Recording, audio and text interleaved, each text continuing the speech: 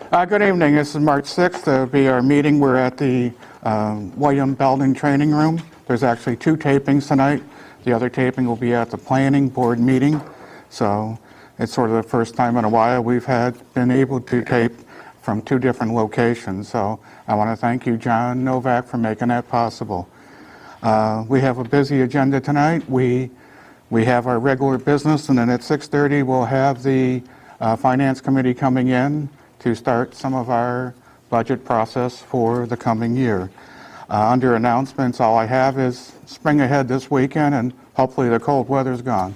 Brian, do you have any announcements? I don't have anything, Mr. Chairman. Cindy? No, and the cold weather's not gone. Okay. Anybody here for public forum? All right. Minutes. I have any motion on the minutes?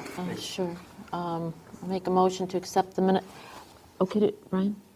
Are you good with all of them? Do them all at once? Okay.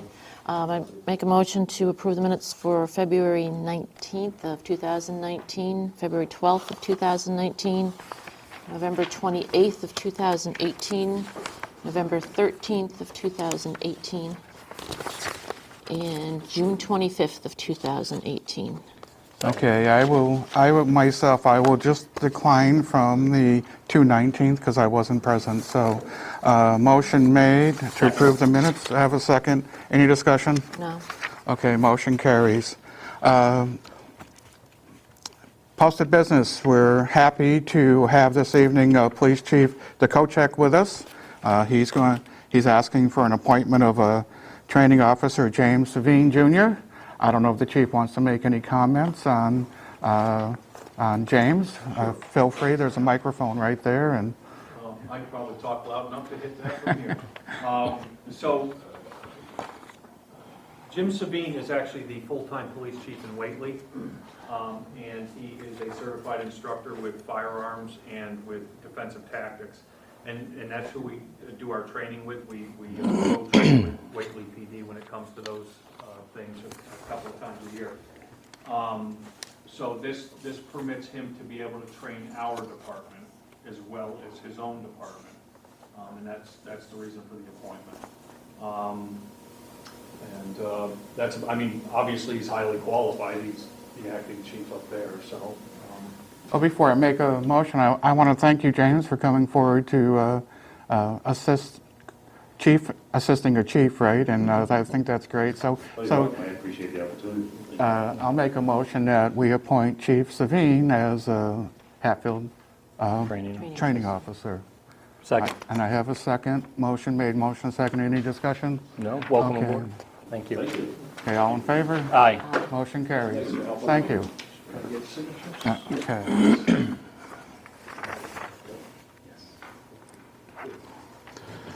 Okay, under topic 2, we have HR policy review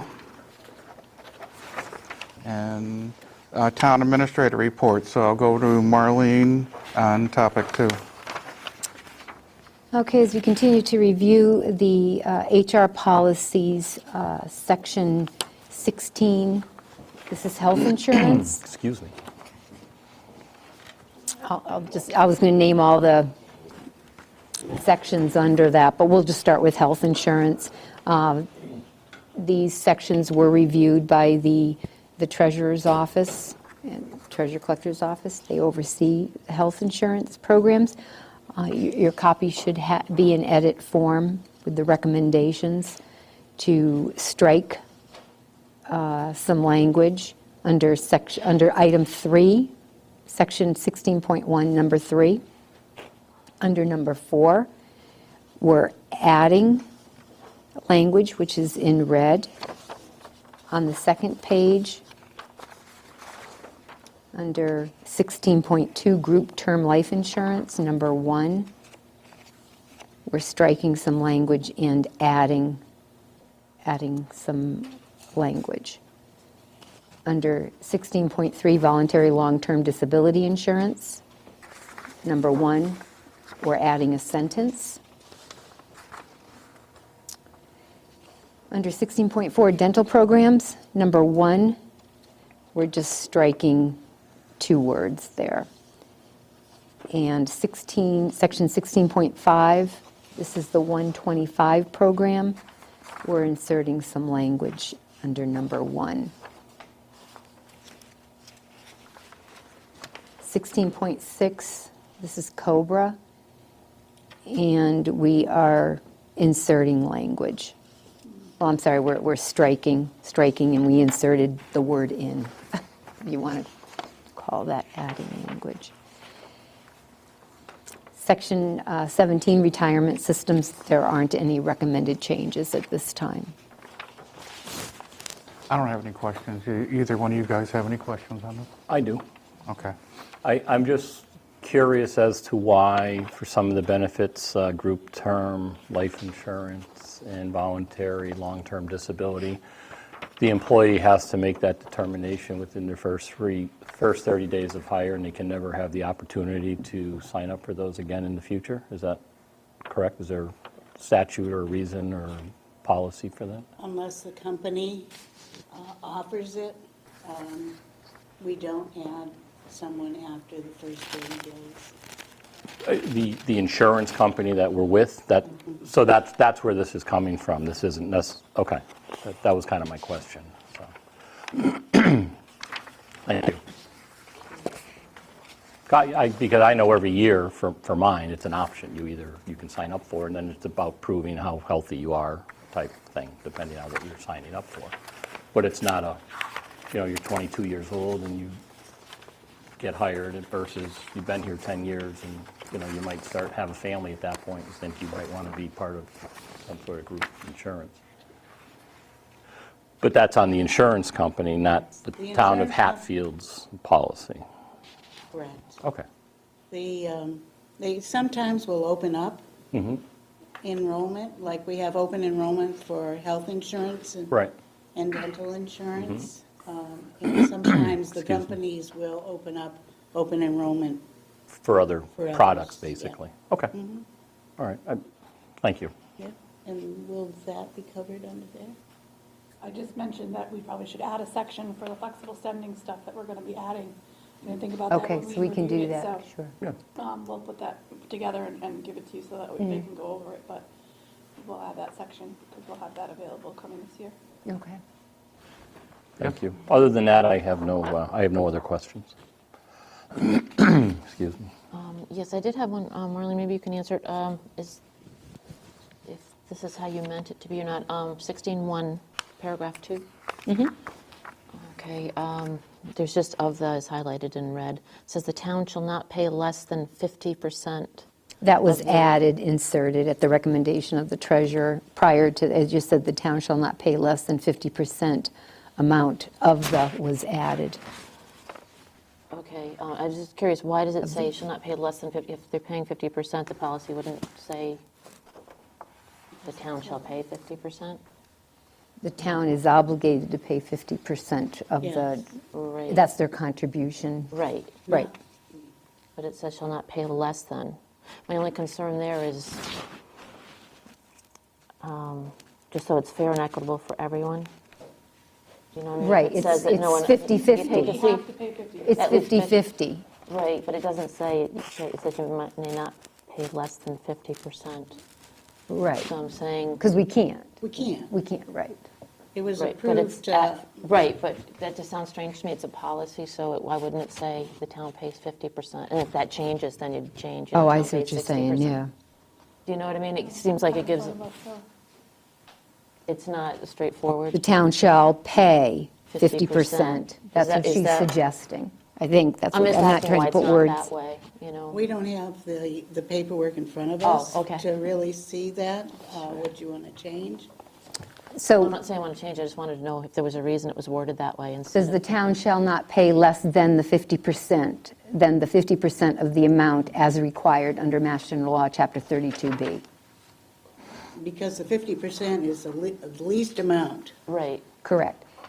And I believe, Can't drop below the Right. 50%, but you can. you can go up, Yeah, but the policy wouldn't reflect whatever it is at the time, is what I'm saying? yes. Right now, the 50% is where it sits. Right. right. I guess I'm not understanding. Yeah, I don't know. So it says. No, I'm that- asking why it doesn't say the town shall pay 50%. If You I know what I may, mean? if I may, I think the clarification is, this I is saying we're going to, on a go-forward basis, or as we have in the past, continue to pay a minimum of 50%. Correct. This doesn't, I think, depending on the wording, it sounds like you will only pay 50%, whereas there could be a change that it might go up, but it's never going to go down. Exactly. So by having this, that the town shall not pay less than 50% of the amount, it kind of covers us on a go-forward It will. basis, should there be a But change. then you would change it if we change that, I would think, because usually policy and procedure are the guidelines that you have to follow. You know, and I was just concerned that this would open it up, like, because we've been having discussions for a certain group to get it and not the rest. You know, because we've had that where we try to be fair and give raises across the board, and not everyone got a raise last time. And if it was going to change to 60, you know, you'd like to see it be fair across the board for everyone. So how about if we just say I'm the not saying let's town change it, shall let's have a pay discussion on it. 50% of the amount What do you as think? required Or does that make by your Mass job General Law, harder? Chapter 32. So we're just striking not less than. Does it change what it's saying? By moving the Well, words around, it does doesn't. it change? It Does doesn't. it change what we're trying to do? In The way my, you're reading it, it sounds like they could go up more than 50% in the future without having to go through all of this. But if you lock it at 50, then. you Right, have to I go get through- that, and I'm saying, is that what think you that- meant? You And does can't- that make it you can't easier go for you, was below my 50%. question. Right. So I guess it's a matter of, do you guys want to lock it at 50, or do you want to leave future flexibility to go to 60% or 40 or whatever? Without changing the HR Without policy. changing the whole Because usually policy. HR policy is kind of cut and dry, so everybody's on the same page and guidelines. So do you feel better having it locked at 50, period? Or do you feel better having it at 50 with the room to go higher or not, without Yes. changing the whole policy book? And it sounds like you're happy, you're more comfortable having that flexibility if they, a future select board ever decided to go higher. Correct. Because honest, this should be updated every change, but Because it's say at that not. point, we'd have to change You're it supposed to anyway. review it every year. Yes. yeah. Right. So I'm fine with the way the wording, the recommendation of the wording to add of Wording you have the. gives you some flexibility. Right, I know, that's why I asked if that's why it was there, if it, what, because it wasn't It was specific. there and- because we're trying to make sure that we're conveying that 50% is the law, so we have to do that much, and that's Yeah, what we're but trying if to it's get like across. 50%, you do under it. With it, however you word it, that's what we're trying to get across, is that when Yeah, I we're got your meeting the explanation. What is the I got the intent? explanation, Yeah. there you go. Thank you. Any more questions on this? Make a motion to accept this policy? Make a motion to accept this policy as presented. Okay, motion made, motion seconded. Any discussion? Motion moves. Okay, we're under section 18, workmen's. workers' compensation. Okay, I just reading number 2, under section 18, number 2. I'm reading it out loud. It says, complete a supervisor A report written of supervision accident. accident. Maya recently revised their report form. They call it a supervisor report of accident Okay, form. so that's why it The says it that supervisor way. signs the incident report. So the report is actually called supervisor? It is. Okay, that's It why. is. All right. That's the only question I have on that. You guys have any questions? No. Nope. And I reviewed this with Maya as well. Okay. Okay, I'll make a motion to accept the changes in section 18, workman's compensation. Second? Motion made, motion seconded. Any discussion? All in favor? Aye. Motion carries.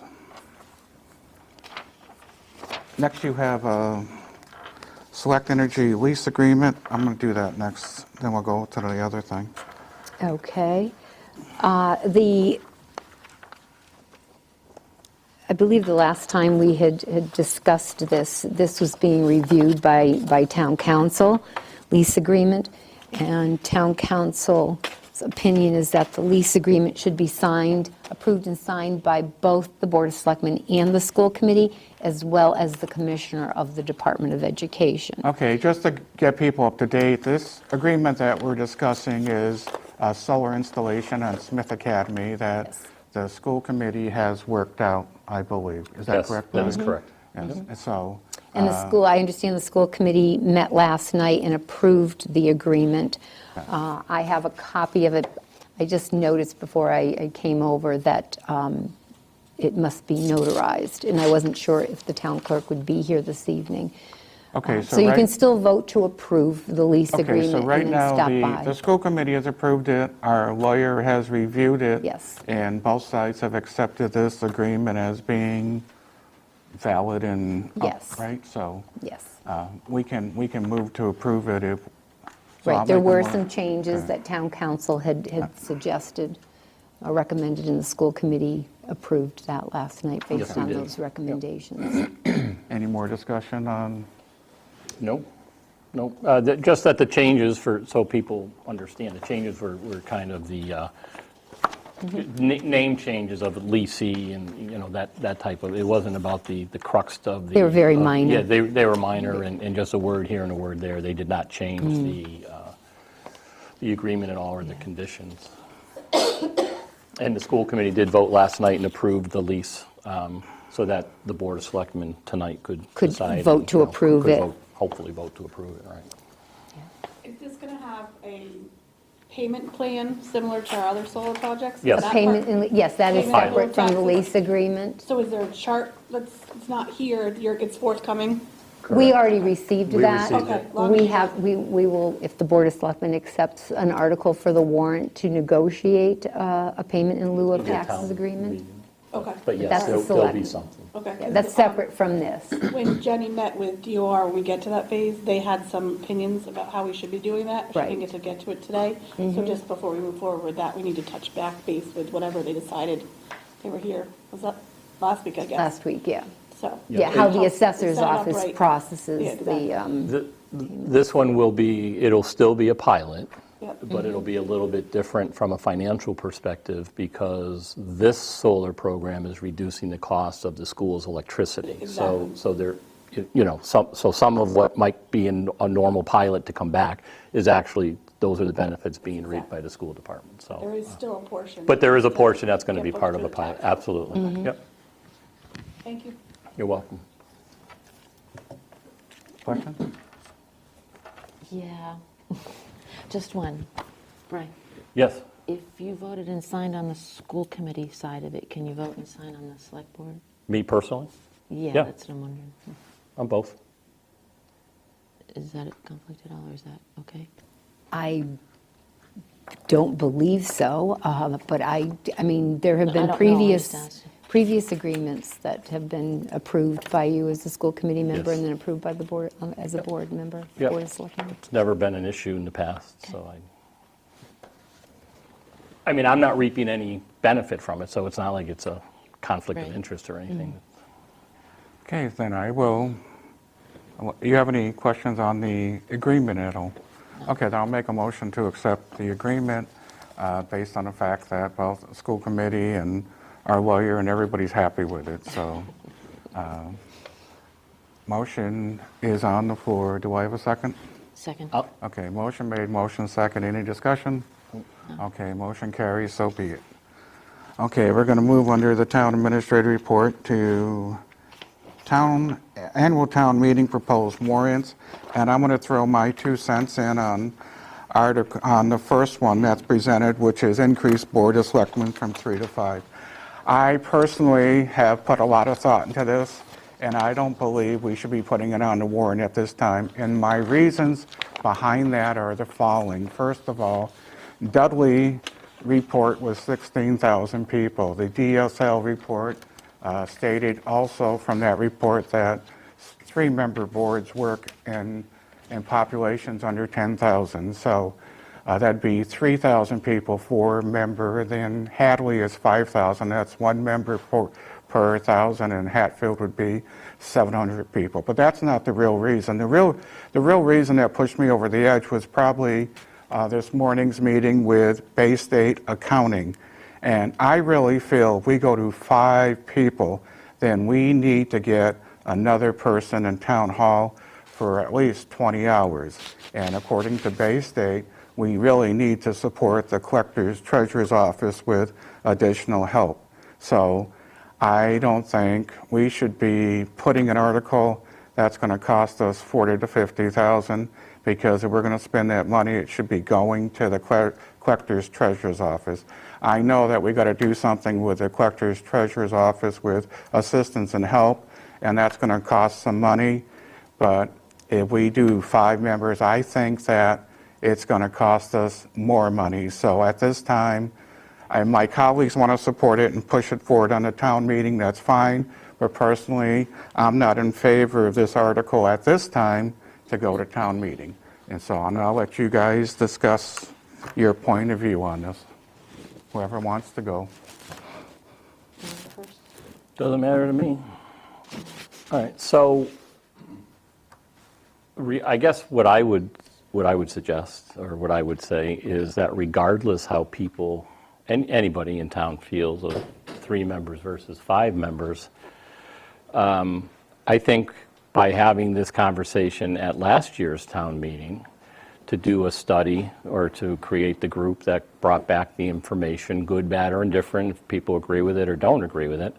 That was what we were charged with at last year's town meeting. As far as I'm concerned, we should report back at this town meeting with Respect to you to bring it forward to have a study done. And it didn't say if we have the study, we have to bring it to the floor, but whatever. I know town moderator would like to say a few comments. So. I would, and the reason I've come to this, I'm not coming here as a town moderator, because when I have that hat on, I will not pick a side. I'm limited to coming to talk in meetings as a private citizen, or things I overlook, or I oversee. But at the May 8th town meeting, 31 minutes in, and I've reviewed this a few times, the townspeople were asked to give you permission to explore a 3 or 5 member board. It wasn't to do it, it wasn't to come back next year to vote it was to explore it. Part of the exploration process was to put a committee together, so you put a committee together. In there, I've read through this, they went to one town, Duxbury. One town. They made a phone call to Hatfield. In there, they say under 10,000 people, you really shouldn't go there. Now, maybe having 5 people is better than 1. I tend to think, thank God we only have 1 president, not 5. But all humor aside, the reality it was to explore or investigate. So when I take a look at this, I sometimes wonder, have we looked at a town manager, a stronger town administrative assistant? These towns that went to 5, many of them, they open up processes where the 5 members are maybe entitled to benefits, more expense. They needed a secretary, they needed an added person. As you said, there is added cost. Have we asked each town department head, committee heads, department heads, how they think it might affect them? I walked around on my own in the last few weeks, and I asked department heads, people in town hall, just privately, has anybody asked you what the effect would be of having 3 selectmen or 5 selectmen? Nobody's been asked. Nobody's been included in the conversation. If at town meeting we were asked to explore it, it didn't say we're going to come back next year and have you vote on it. So this group put together, and they did a YouTube video in their meeting to present it. I don't know how many people were at the meeting, but I went back just today to take a look. Special town meeting, there were 71 views. Board of Selectmen's meetings, there's generally 35 to 75 views on these tapings. This government report, now if you go in 2 or 3 times in a row, it's a click, it's a count. This government report meeting had 24. I looked at it 4 times. So there was at least only 20 people that reviewed this.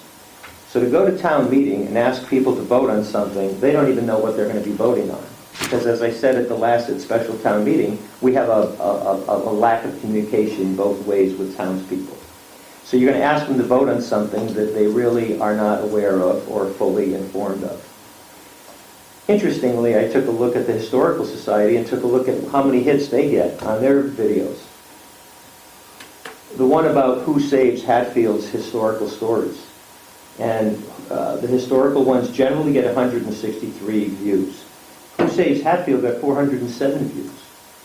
So we have a communication problem with people in this town. To try to switch over to go from 3 to 5 people when we were asked to explore it, and then jump right in it and ask them to vote on it, I think is putting the cart before the horse.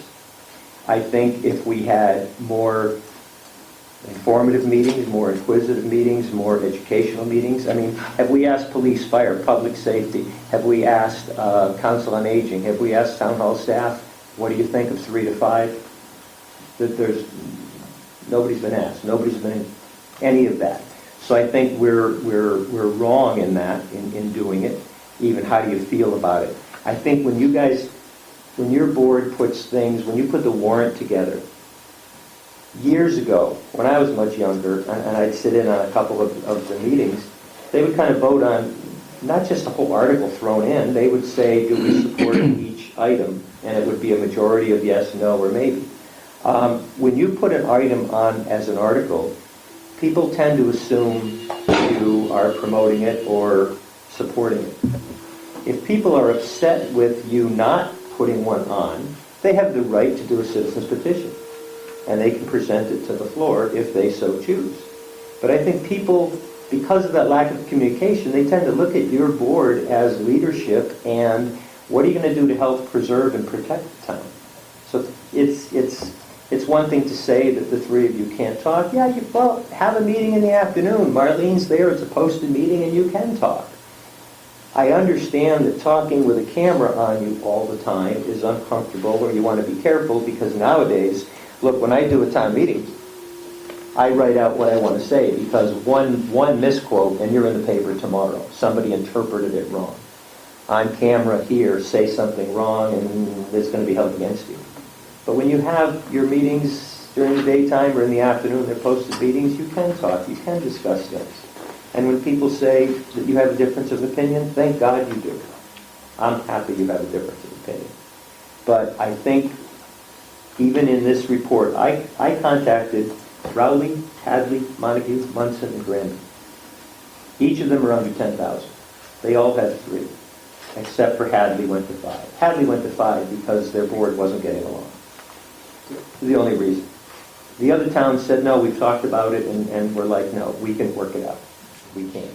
And I just think it's unfair to the townspeople to go ask them to vote on something that they were asked to explore. 31 minutes in last year's town meeting. It wasn't said, it wasn't asked of the town, can we bring it to you to a vote next year at this time? I don't think people have enough information to even understand what they'd be voting through. So my opinion as a private citizen. Thank you. Yes. Yes, as I said, I did ask the committee if they were going to do those surveys like Duxbury did, et cetera, and they said no. But I'd just like to speak a moment to the financial end of it, because the first time it came up for us for discussion, and I know the meetings aren't viewed heavily either, there was a charter presented and it included benefits. And Sharon, if you could help me out, I think last time you said it's about $17,500 to give benefits for one person in town. So that's about $100,000 in benefits if it went to that. Now you'd have 5 that could vote to give themselves benefits that way. And that's a very part-time job. So that's where I think the cost would come in, is if the benefits came in the correct, with the charter addressed. So that financially is a concern. So devil's advocate, though, on that. So the 3 of us could vote to give ourselves benefits. Doesn't have to be 5. So, I mean, I don't know that argument That'd be really, 51,000. I don't know, I understand. I'm just saying I don't know that the argument is the same whether there's 3 of us or 5 of us voting ourselves, the Board of Selectmen voting themselves benefits. Could it happen? Yes. Is it, for me, is it a reason that you wouldn't want to go from 3 to 5? I don't see where there's any sort of correlation. Well, no, they just I don't asked if see there's any any more sort of costs, and I'm correlation. just saying that's Well, what it would be. It'd be a well, lot more. maybe. I think There's all sorts of many maybes. things that make up a series of reasons. It's not one or the other or the other. We're a small town. But Joe, whatever. We can move on after this, or we can keep talking about it. I don't think that size matters. It's about being able to be efficient and proficient at the job we're elected to do. And you do that by meeting and being able to have discussions. And you can't post every single time you're going to walk into town hall. Size doesn't. In that report, but we have 5 on school committee, we have 5 on plan, so it's different for select board versus other committees? I mean, I don't know where size matters. 5 on 1 doesn't mean you have 5 on. And just because they said they don't think you need 5, then, you know what I mean? It's what's right for Hatfield. That's what this is all about. And if the Okay. town thinks it's We're gonna- 5 is right, fine. If the town thinks 3 is right, then that's fine too. We're going to move it on. Just last comment. Mr. Cahill. Okay. I hear what Brian is saying, and I hear what some of you others are saying as well. And I think they're all good points. But you asked that a committee be formed and do a study. Now, it may not have been the most comprehensive study that you expected, but I don't think you told them that at that point, nor did, when they delivered it, nor did you say, could you do some additional legwork on this and get us more information? But they did volunteer at that meeting to do that. So my point here is that if you need more information as a community from this committee, ask them to go out and get it. If you need more communication to the town, ask them to do that, because they volunteered to do that. Such that if and when it does come before town meeting, everyone there will be educated on the pros and the cons of whether or not we should move from a 3 to a 5-member board. So that's one option. The option is to keep it on the warrant. You can always take it off. You can keep it on the warrant with the goal of educating this community over the next 60 days on the pros and cons of moving to a 5-member board, and use that committee that you formed to help you do that. That's one option. The other option is, well, okay, for 2 out of the 3 of you to decide tonight not even to give the community an opportunity to make this decision in 60 days, but to postpone it. And if we postpone it, I know what's going to happen, is that the momentum, the impetus, will just go by the wayside unless there is a specific action plan to bring it before the community a year from now and do all kinds of things in order to make that informative for the community. Now, I want to speak to, because you guys are not only talking about process, you're talking about pros and cons. Each one of you has taken a position on why or why not. It might cost us, it might not. This morning, Ed, at that same meeting, I was there and you heard, and I did, heard Bay State say, sometimes it takes money to make money. Did you guys in the treasurer's office hear that?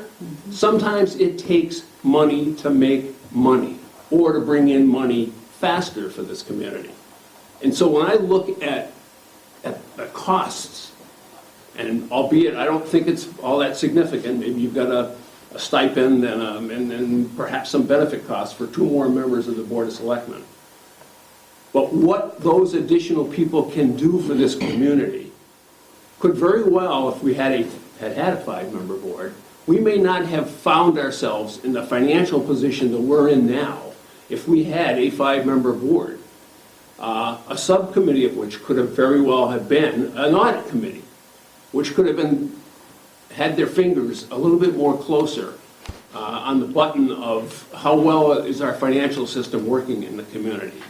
So it's not like you just add 2 more members just to have 2 more members at a table. You add those 2 more members because they can help the community grow, either by increasing our revenues or decreasing our expenses, or a combination of the 2. 2 of those, a subcommittee of that 5-member board could very well be assigned to an action plan that improves the economic development of a commercial tax base for this community. There could be an audit committee. There could be, and someone mentioned this morning, a subcommittee that looks at the strategic organization of Hatfield's management structure.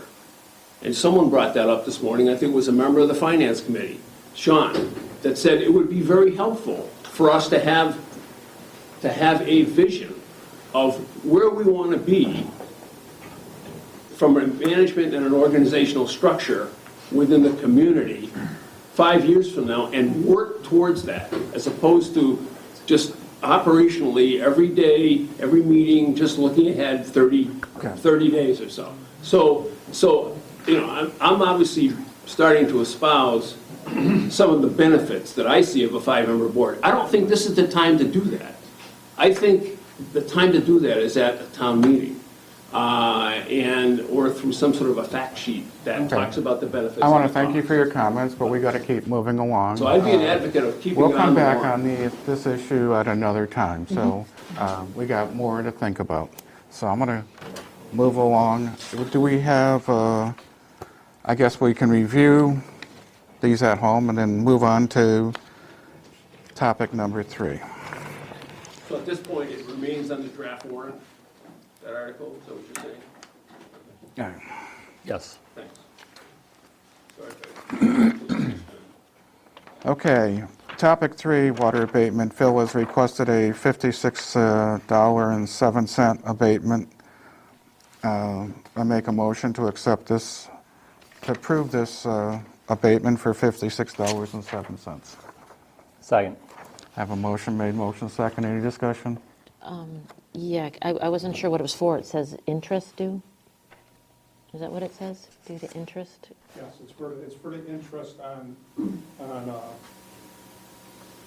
the account, and it's been going on for 17 months. So I think it's time to put it to rest. He came in and requested the abatement just for that little bit of interest. The bill is paid in full at this time. So did they owe the bill? They were charged interest? Is that what it is? And they're looking to get the interest back? Yes. Okay. They originally came in for an abatement that has gotten denied because they had a leak at their house, right, Phil? That's Right. correct. So, but they felt that the abatement process took longer than it should have because in the transition from the previous treasurer collector's office to Phil, it got lost and so it didn't get handled, right? Correct. So she had to pay the interest because she didn't get it rejected right away. It didn't even come before you because it was sitting somewhere. I don't know where because I wasn't part of that then. Yeah. But when So- I came aboard, I got it to Phil, and Phil got it in front of you guys and found out there was a leak, and so it didn't qualify as a true abatement. But she's saying, well, I would have paid it sooner if I had known that I wasn't going to get approved. And so you've approved this, Phil? Phil, have you approved this? Is that correct? Yeah, okay, thank you. No more. That's all. Okay, Thank you. motion made, motion second to approve. Any discussion? No. Okay, all in favor? Aye. Motion carries. Okay, I'm checking the time. Actually, I'm going to skip, because Finance Committee is coming at 6:30. I'm going to go with the Fire Chief. Fire Chief is here, so we'll go to topic 7. He's going to give us an update on the Bless you. ambulance service in the ambulance.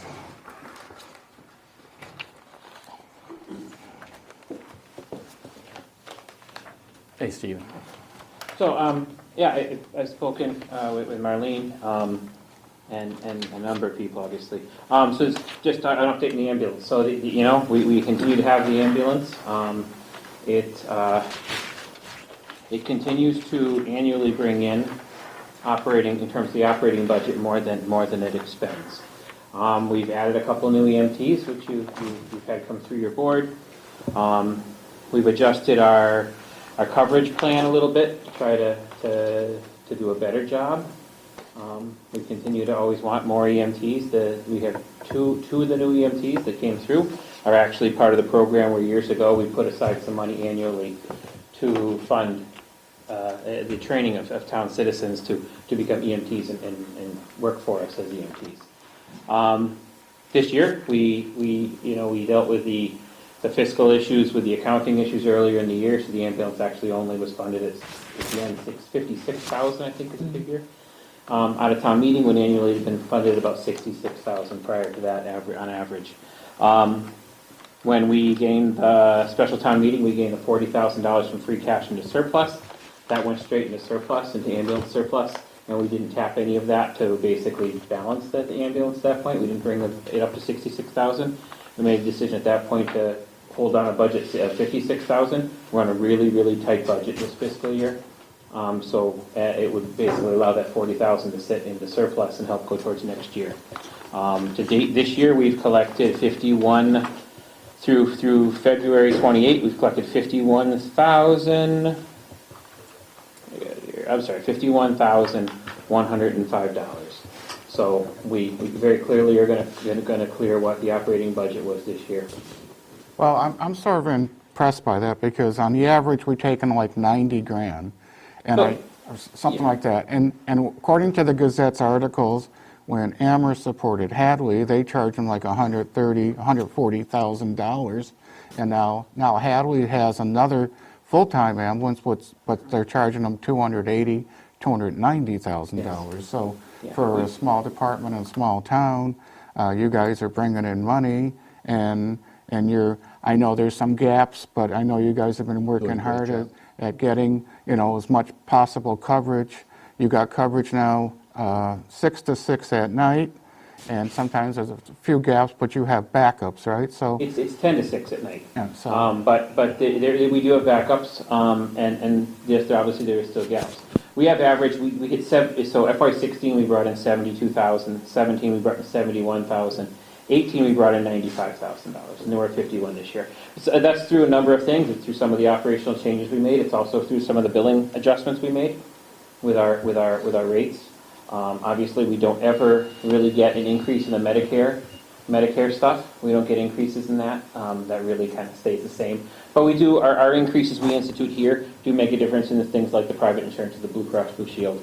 That doesn't generally transition over and increase costs to the citizen, because people have a copay of $250. They always have a copay of $250. We work out payment plans with people. We've got a couple of citizens who have utilized the payment plan over time because they've had bills they just couldn't handle, because maybe they had some insurance issues. And we have an abatement process, which is always there, and we're always open to. So I feel like that's going, that part of the aspect is going, the operation's going pretty well. And I do notice that you guys, you have a 17-year-old ambulance. I know you gave me a tour of the ambulance, some of the wearing and the shocks. Even though it has low mileage, it's 17 years old. It doesn't have modern equipment. It doesn't have Wi-Fi. And I believe that's one of your recommendations this It year. is. It's my capital recommendation, which we're going to talk about later. It is a 17-year-old ambulance. Well, it's a 2003 ambulance.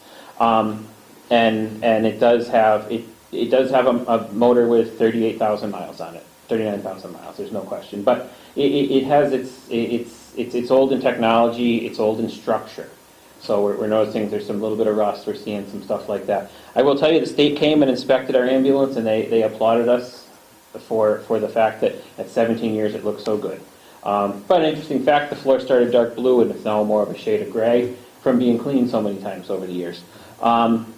We've done that stuff. We do need a new ambulance. The suspension is rough, which we'll talk about later, and stuff. But, we've also accomplished some other things in the last couple of years. We have a CPR program in the school now. So the ambulance is running a CPR program once a year in the school with the health department, with the health instructors.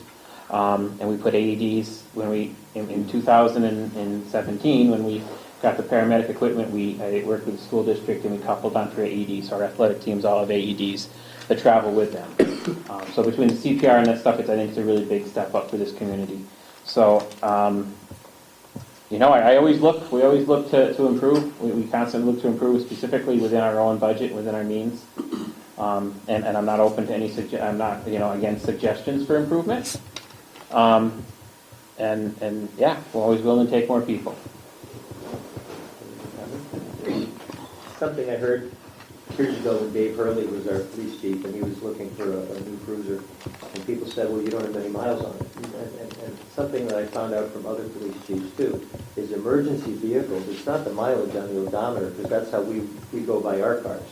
Because they sit, they idle, they run, they idle.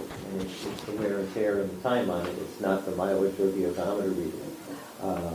But for you guys, I have to say, over 30 years of my daughter living in this town, we've been frequent flyer members of the Ambulance Commission over the years, and it's always been very successful. But These guys are amazing, and what they do is tremendous to this town.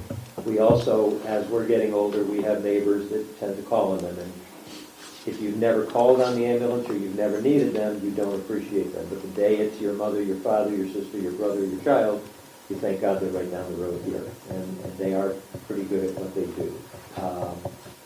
I always found it interesting where, you know, we all have differences of opinion with certain town members with each other, and it's like, yet they go to somebody's house that somebody might have just tore them apart 3 weeks ago, but they treat them with the greatest respect possible.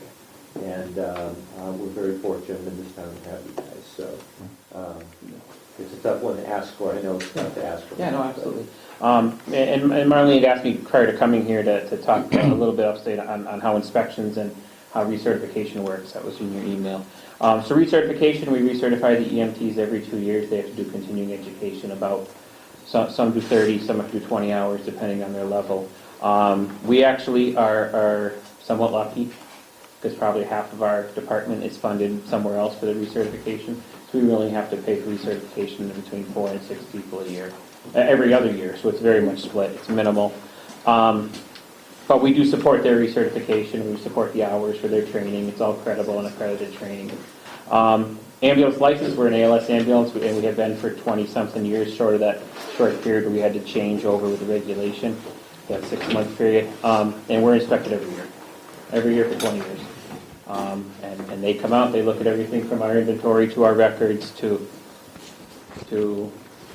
everything else, our agreements, our contracts, our supplies, dates on things, it's all looked at. So I think that summarized the ambulance. Questions? Anybody? I do. Okay. We talked a little bit last week about things, and I said, you're going to probably be on one side, I'm probably going to be on the other, just to throw things out, and it'll come to a vote, and we know that. And Joe, you're wrong with state emergency vehicles. It's all by mileage. I did them for 30 years, yeah. So that's how it is. Yeah, I was concerned it's got 38,000 miles on it, so I went to talk to the mechanic, and he said, Sunday, it's just barely broken in. He said, I just did the first brake job, it's perfect. So, Okay. if I So, yeah. No, I think it's a good point. I want to. So the point is that that's not totally the answer. It actually has an active diesel leak right now. You can smell the diesel. It's actually outside the door. We can all go in there. You can smell the diesel. It's been to the mechanic. He looked at it. He couldn't find it. He's like, well, we'll send it to Marcotte Ford because they can find it. I said, well, if it's not, we're not determining it to be a safety issue right now. I'd rather not send it to Marcotte Ford. That's $6,000 easy on our budget. And so so that's that part of it. The other part is that when I asked the mechanic for official maintenance records, because the state was coming, I got a piece of paper with some oil changes written on it. I think that the mechanic doesn't have a good handle on the condition of the vehicle, and that would be my answer to that. But that's it. No, yeah, it he's a does have mechanic. 38,000 miles. He said Absolutely. perfect, but he said the records are all on the computer online. He sends them to Phil online. Is that correct?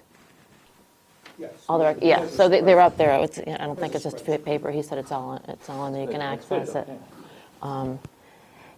Back in, I was just going to ask. Yeah. And I want everybody to know we discussed this. So he's expecting we're going to, and then it just goes to vote. And one of my concerns was, I know it's really tough for on call to get people, and I get all that. Okay. But my biggest concern is, well, let me start with two of them. Okay, is the response time to people, et cetera. Okay, but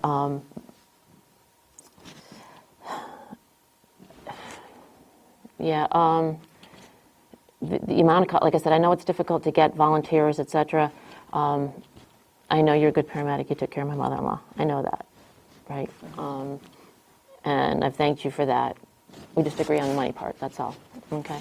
And my concern is the calls and how many are getting answered. Like, because last October you had stated that the Hatfield ambulance was purchased, through the funds that you take in, and then you said the last two actually. And it seems to be making that much less where it's not self-sustaining. You don't see any towns around here really that have their own ambulance anymore. No small towns, really. I can't think of a single one. And you work for Amherst. Amherst covers, well, they used to cover Hadley, but they can't cover Shutesbury, Leverett, Pelham, and been doing that, geez, I go back to 82, so I know at least then, and it works really well. And you always have somebody ready to go. I did get the figures, I'm still waiting for one in the state, but for 2017, Northampton answered 52% of the calls in Hatfield, and I don't have the ones from South County and Pioneer on 17, but I do have theirs for 18. It's 101 for Pioneer, and it just concerns me that there's so many going out, because when, and this is what we kind of talked about, when the tone goes out and somebody can't respond from town, then they have to wait a minute. And then it goes 4 times, so it's almost 5 minutes. So, right? so And- if I can Go answer, ahead. so we can talk about those points. So the first one is that yeah, we always love great response times, and I think we have a pretty decent response time when we're able to respond. The system is in place where there's a tone, and at 2 minutes there's another tone, and at 2 minutes that's when they're activating mutual aid, unless of course we do not have a paramedic. And if we don't have a paramedic where they perceive it to be an ALS call that is definitely a critical call, they will access a paramedic anyway. An example is yesterday morning, we had a call, they accessed ALS right away anyway. They dispatched a different agency. We signed on, they said, hey, you're all set. We said, we're all set. The 2017 numbers are very interesting. So 52%, in 2017, in March of 2017, it was a regulatory change where the intermediate level ambulances went away. We've been intermediate level ambulance for 20 years.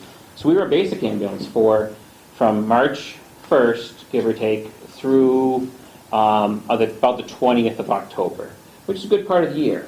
So in that time, every single time that we had something, it would be the most minute categorized as ALS. So even every single thing as abdominal pain, epigastric pain, concerned trauma, it always activated Northampton, because that's what the system is for.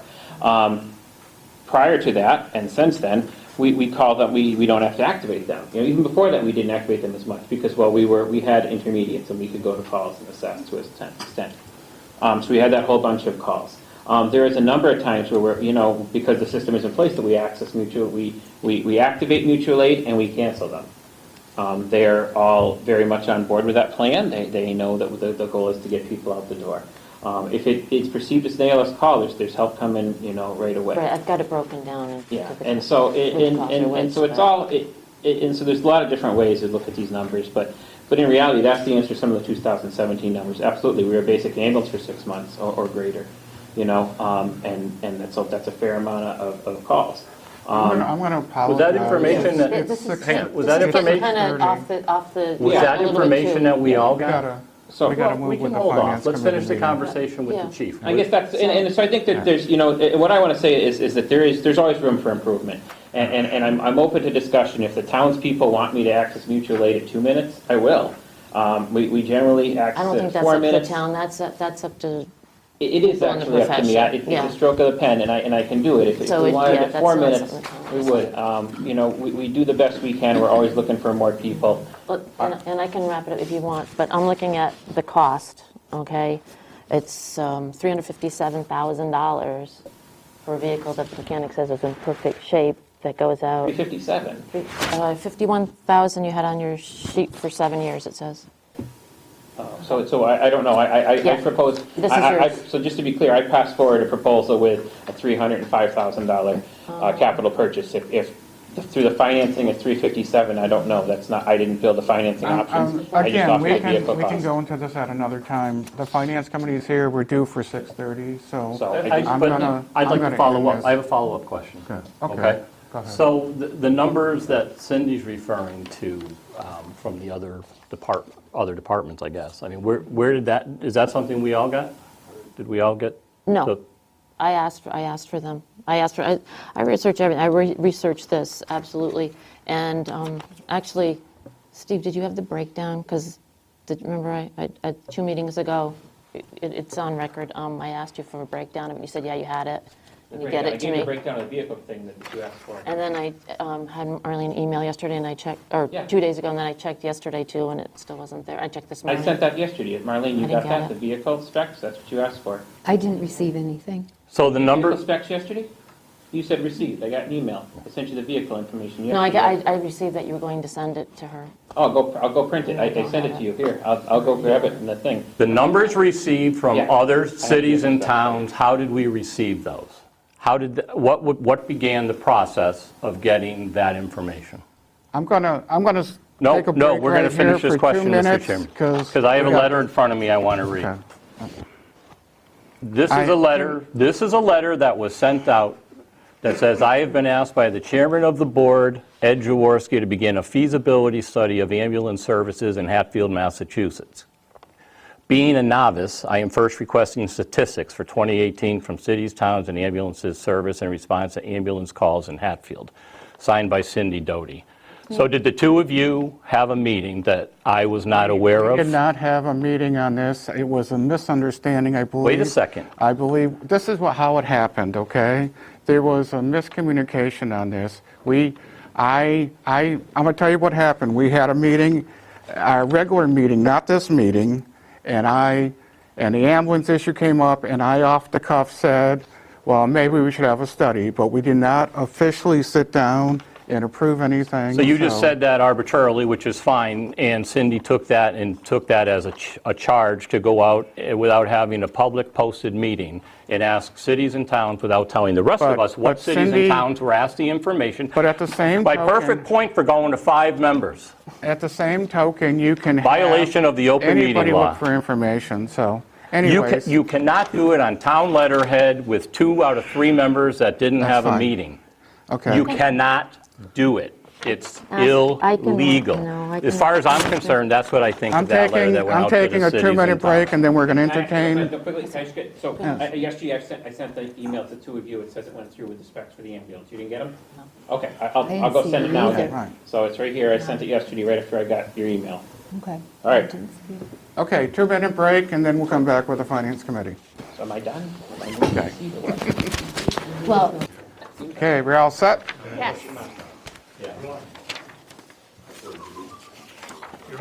Okay, we're back. Now we're going to entertain the Finance Committee, so I'm going to turn this meeting over to Finance Chair, Mr. Williams. Oh, wow.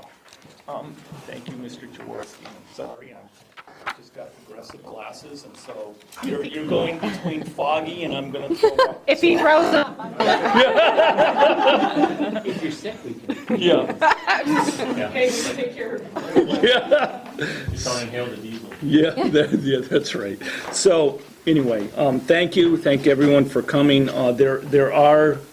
We as a Finance Committee do have a couple of items that we would like to just take care of real quick. They're just minutes that need to be taken care of. We have minutes from the 14th of January and the 29th of January. They should be in front of you. Well, here's the 14th, Yeah, 29th. okay. And we saw these via email, Yes. so I would entertain a motion for the January 14th meeting. Any motion? A motion to accept the minutes from January 14th. I second that motion. Second. Any discussion, any changes? Hearing none, all in favor, say aye. Aye. Aye. Any opposed, nay? Carries, and then we need a motion for the 29th. Well, you Huh? weren't. That's right. I'll put forth a That's motion what to it accept the says. minutes as Okay. stated here You were for the there. January 29th. Paul was there, And I was there. and a second. Second. Okay, any discussion? Nope.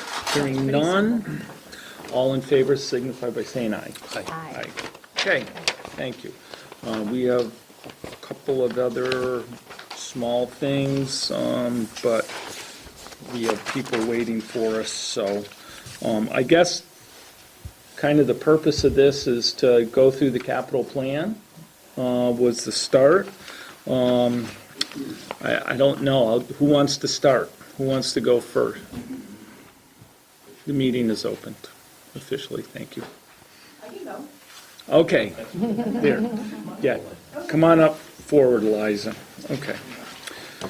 So, this is for capital plan, and what Liza, of course, represents the library. And so we were just looking for some information. I know you've met with capital plan, but we, the finance committee and the selectmen. Oh, Well, we received the report and brought it forward. okay. So now we're looking for, if you can explain a little bit of what you're looking to do. We're just looking to replace the flooring in the library on the main floor and the second floor. Right now, we have really old flooring. It's sort of a linoleum type thing, and there's one place that's just worn straight through. In some places, you can sort of see the unfinished floor underneath. And then, sorry, we have some tiles back in the children's room, which are just very uneven and scuffed up. And really, at this point, even waxing them doesn't really make them look any better. And then in the basement, we also have tiles, which are, in a similar situation. So we would replace them with carpet tiles, which, can easily be, we could buy some extra and replace them for, if someone gets damaged. We went to other libraries with carpet tiles and sort of looked to see how that would look. And then also, in some small areas, like around the bathroom and right around the front door, we would do rubber tiles, which also look quite nice. I mean, it doesn't sound super nice when you say rubber tiles, but they look very nice. And then, they wouldn't get worn out as quickly, and they would be easier to clean than the carpet tiles.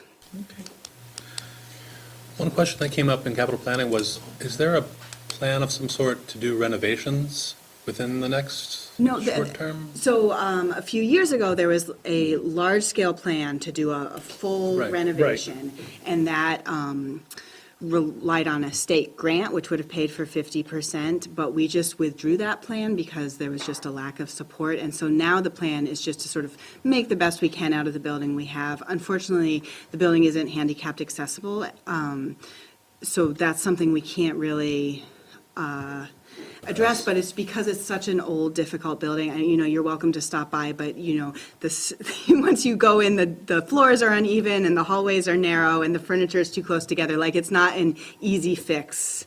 Right. It really requires a full-scale renovation, and there's no plan for that right now or in the immediate future. Gotcha, thank you. So that's why we really are just trying to make the best out of the situation we have. Okay, great. Any other questions from? I guess all I would ask is just, is this something that the library went out and actually got quotes for? Yes, we got quotes. Okay, and then we could probably work through Phil or facilities from a coordination perspective, should this go through? Yeah, of course. See what's going on. Okay, Right. thank you. Yeah, I mean, and we should preface all this by saying we have no idea if we have money to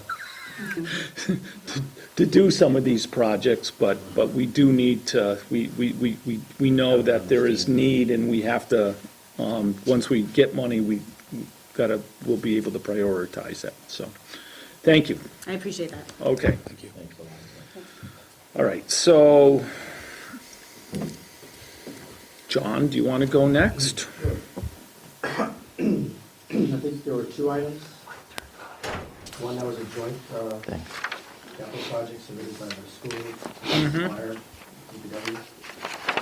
Would you like to start with that? Yeah, that would be great. If you indulge me, it would be easier if I could just read a little bit, because did you receive the narrative that was submitted with this? I did not, but you can read a little bit, and Yeah, if you don't it'll mind, be I can fine. No, stop, and that's then fine. if you have questions, either Yep. Chief or myself can answer. Thank you. So, with the recent incidents of school-related shootings, along with the age and condition of our current school safety systems, the need for safety upgrades at both our schools become very apparent. The school committee has made efforts over the past few years to address safety concerns, including the installation of cameras, motion detectors at both schools, new exterior doors at Smith Academy, installation of barriers in the front of the entrance to Smith Academy, installation of panic alarms in both schools, offices, as well as the ongoing maintenance and repairs of our current systems. While these efforts have helped, the overall costs to either fix or replace all of our existing and aging systems are beyond what can be supported through an operating budget, and thus will require a capital expenditure. The first item that we've identified is the replacement of the current fire control system at Smith Academy. and the estimate is $90,000.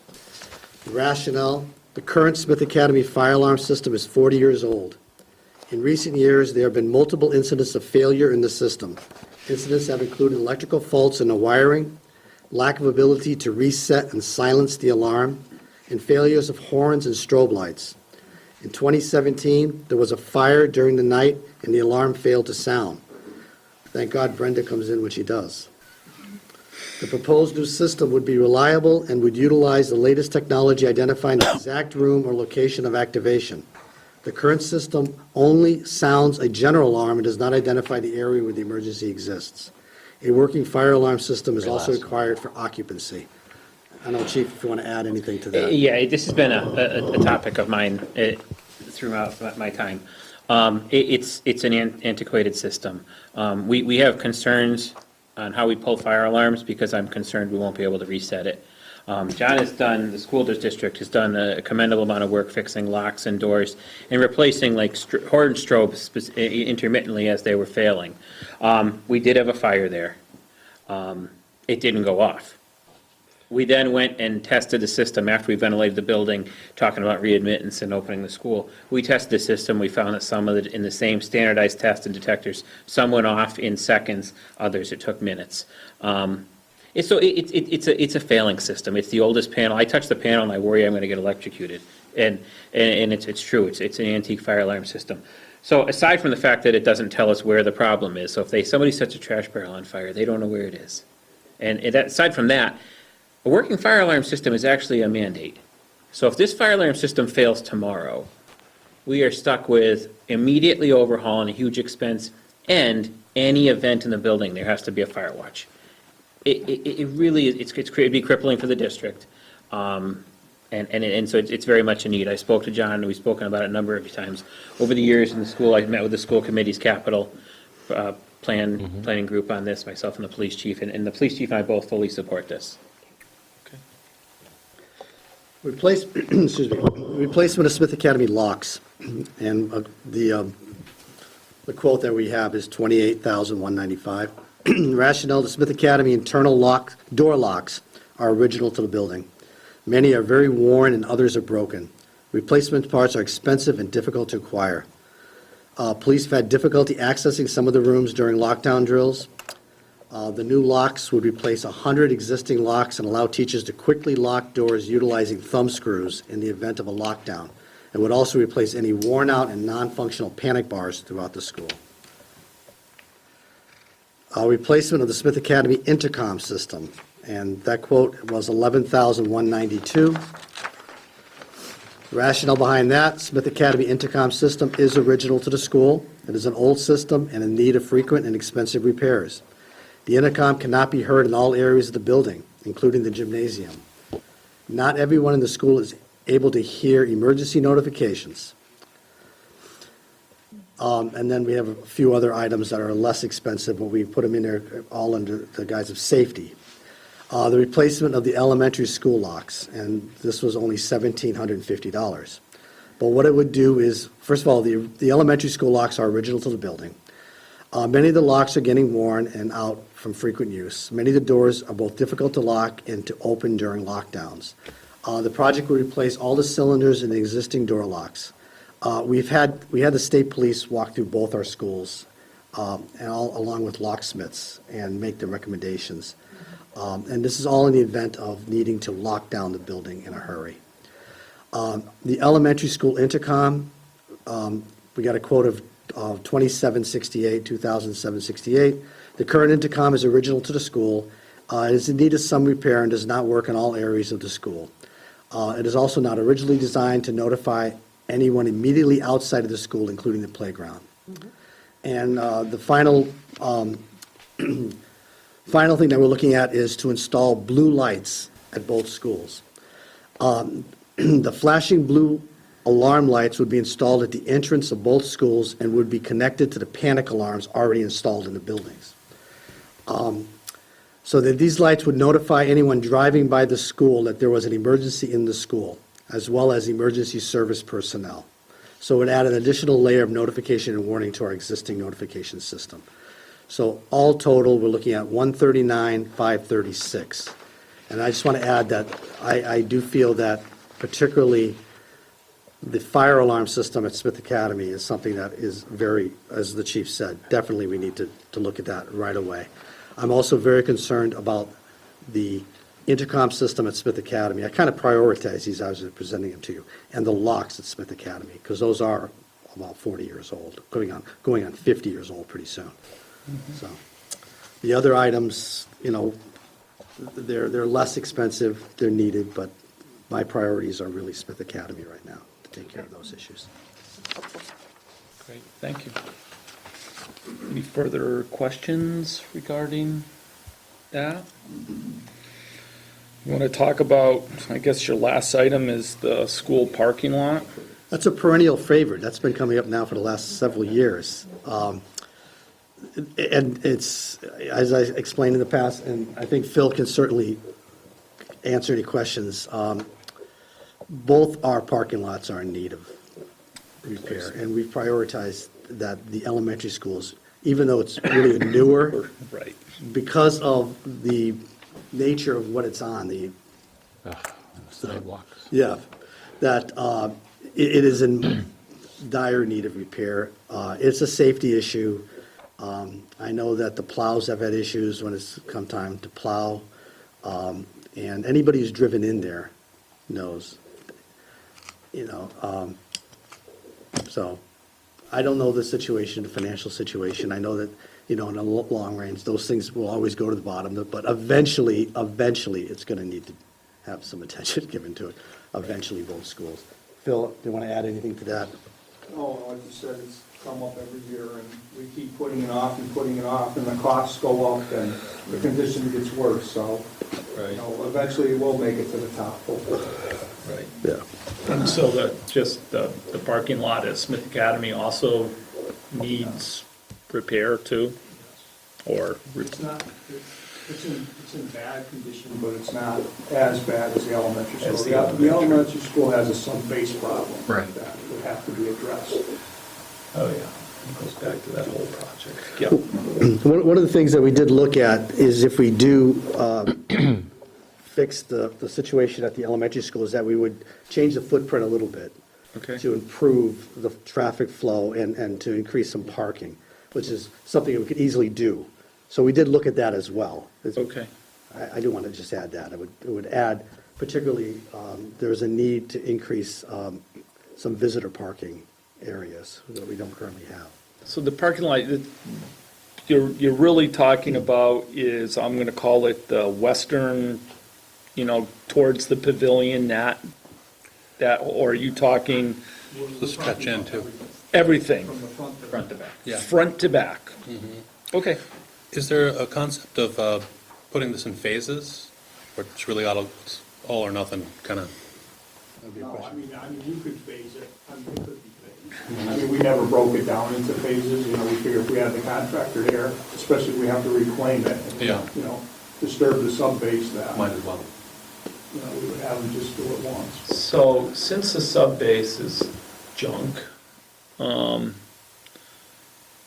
I assume it's more than just reclaim it and put new pavement on top, but doing some work to that sub-base so that it doesn't occur again or doesn't break down as rapidly again?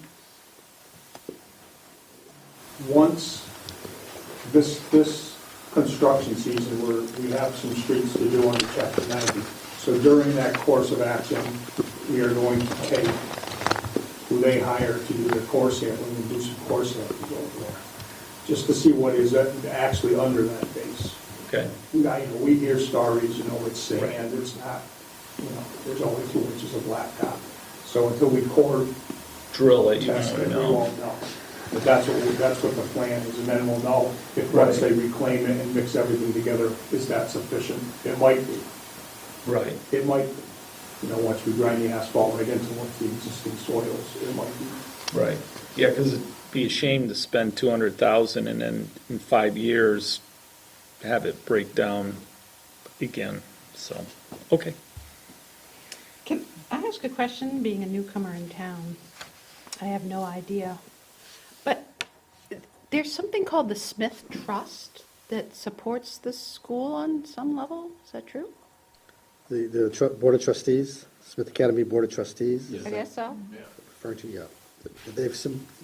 They have supported Smith Academy over the Oh, years. Smith Academy, the high Yeah, school. Yeah, they actually contributed quite a bit towards the renovation of the library recently. Ah, excellent. Yeah. Science lab. And in the past, yes, yeah. And do they have an invested amount, do they have an endowment of some sort? You'd have to talk to the Board of Trustees. Okay. Yeah, I mean, they have an endowment, but as far as, specifically how much money they have or anything like that. Okay. Yeah. There's no direct relationship between the schools and the trustees. As far as, Okay. no, you know what I mean, there's no. No, I don't know anything about it, that's why I'm asking. They're two separate entities, and yes, there's Smith trustees, and they help support projects. It but- dates back to when Smith Academy was a private school. And when Smith Academy ceased to be a private school, the Board of Trustees took over care of the endowment. Yes, yes. And exactly, and periodic, what they do is, the Board of Trustees, they will give out scholarships every year. Mhm. So during graduation, we actually have the Board of Trustees up on the platform with us, Mhm. and they present their scholarships. Mhm. And I would say probably maybe every 6 or so years, 6 to 10 years, they will give quite a substantial gift. When I first arrived, they had given about $90,000 towards renovating a physics lab. Since then, they've given money for some technology in the neighborhood of maybe we're talking maybe like 12,000, 20,000, things like that. And then most recently, they gave us what was about 60 to 70,000, I'm not sure the exact amount, towards the library. And I would imagine that it's going to be a few more years before they would give us another, because they have to manage, they're managing, and a lot of it depends on what the markets are doing at the time, so how much money they have to give us, so, we're Well, since the thankful for markets anything. are a high point right now. They are. I just wondered if they might be interested in contributing to the fire control system, because that seems like a worthy investment. I would think, since they just contributed so much to the library, I would think that they probably would be reluctant to give another large donation right now. And how do they, I was going to say, how do we ask them? How does that work? Talk to them directly.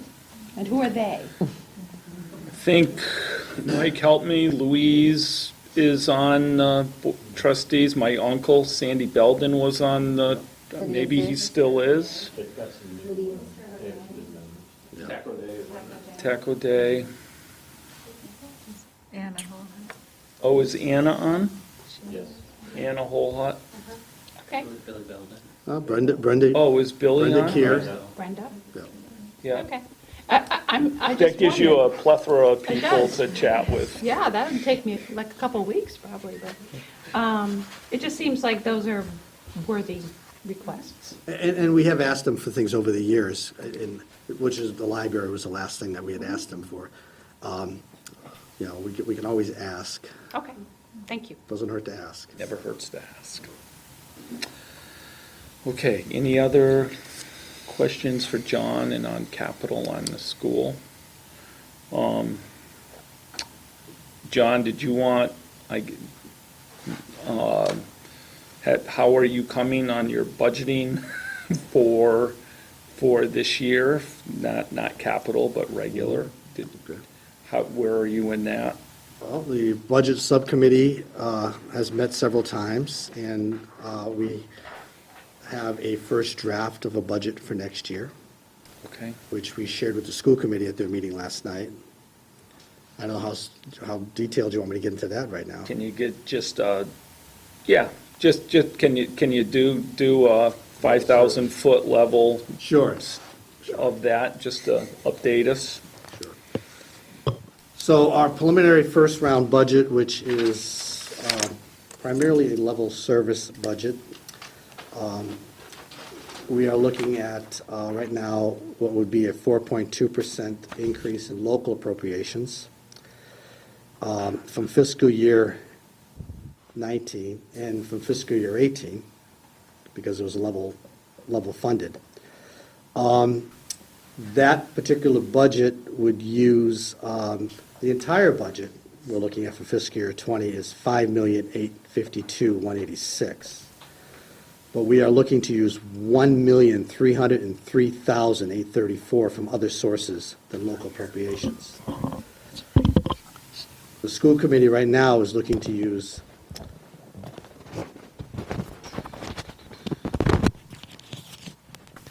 $1,045,864 in next year's budget out of school choice. I'm not sure where my arms are.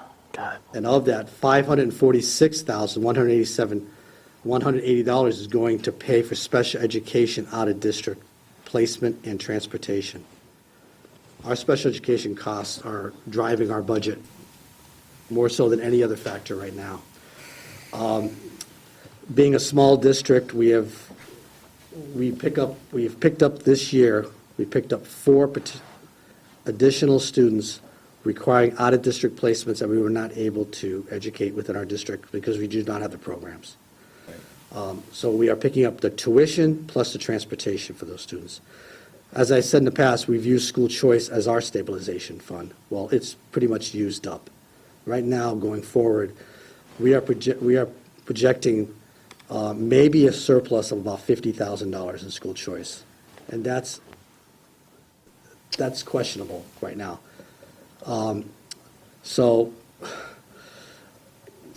That is, like I said, that's driving our budget. We are also right now in the midst of negotiations. So I don't want to say too much, but, we have factored negotiations into our budget planning. Right. We're not sure where that's, we are, like I said, just in the middle of it right now. Can I ask a quick question on the special ed side before you go away from that?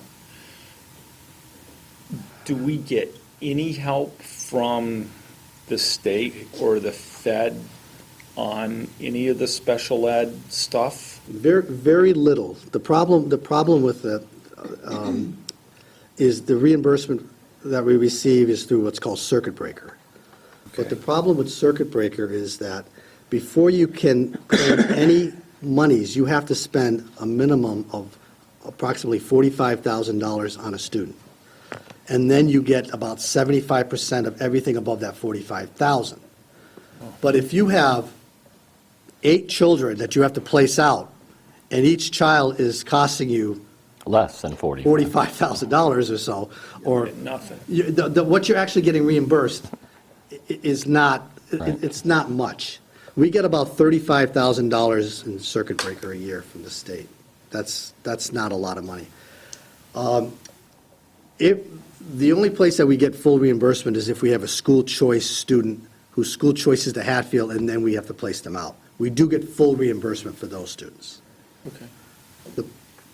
The issue that we are facing this year is that the students that we did not know about when we set our budget, and we had a level funded budget minus $10,000. So it wasn't a case where we could build in contingency in case this kid shows up in August. So we had to basically find the monies, and that's why I sent the select board a memo back in maybe November or so saying, if anything more happens, we're going to be coming back to the town.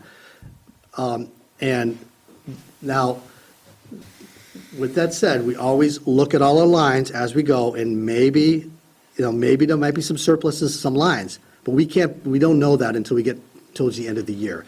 Most of our budget is committed to salary, and those lines are fixed. Yeah. So there's very little discretionary money in the school budget anymore. So that's the reality of it. So if I look at what you're asking me as far as an increase, Said it's a 4.2. I think we're looking at about 100, I want to give you an exact figure here. Like 185, I think. I don't have it in front of me. Yeah.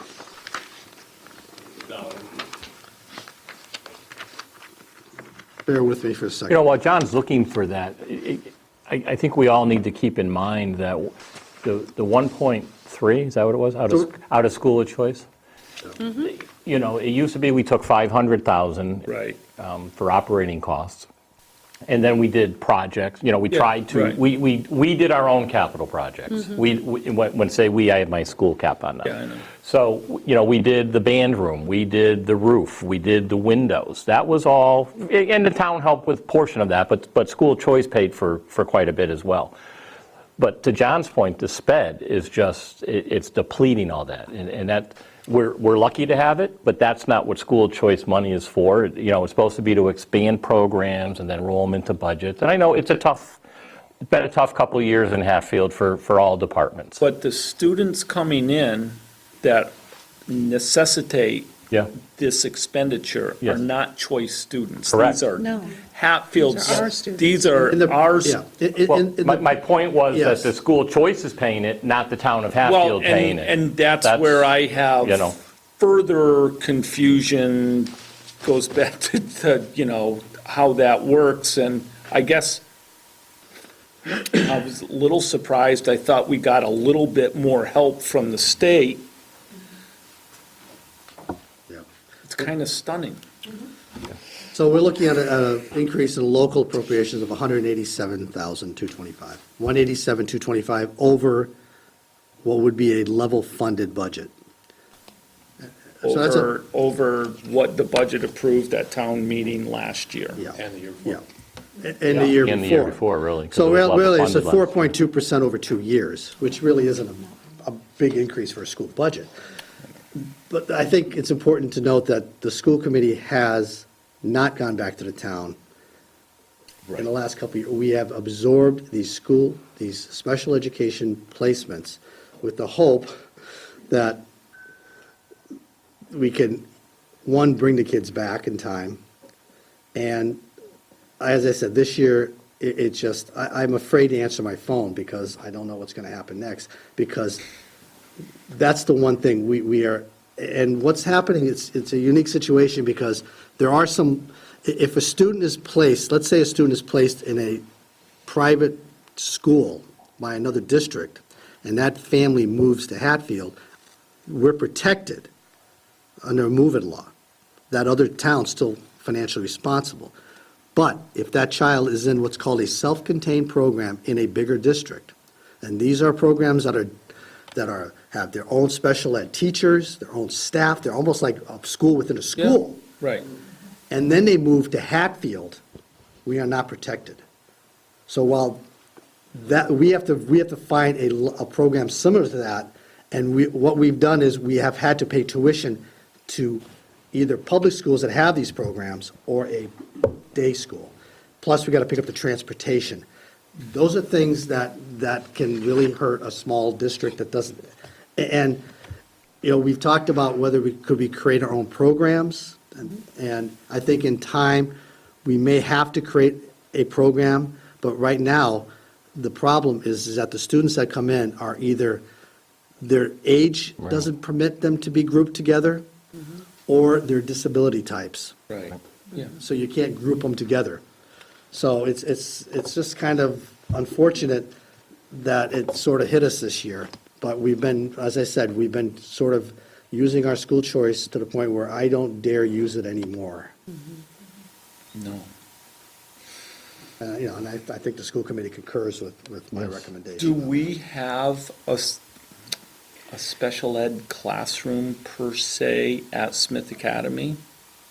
We do not have any self-contained programs. Not as self-contained, you just, but you do address Yes. and some of those Yes. needs. Sorry, I'm trying to be, Most of our students on IEPs are serviced within our schools, very Okay, that successfully. was- And our preschool does, in a Right. sense, if we didn't have our preschool, we'd be tuitioning a lot of kids out to other preschools. But it's, we're talking maybe, 8, 9 kids total that are out of district. It's just, it takes a big burden on a budget.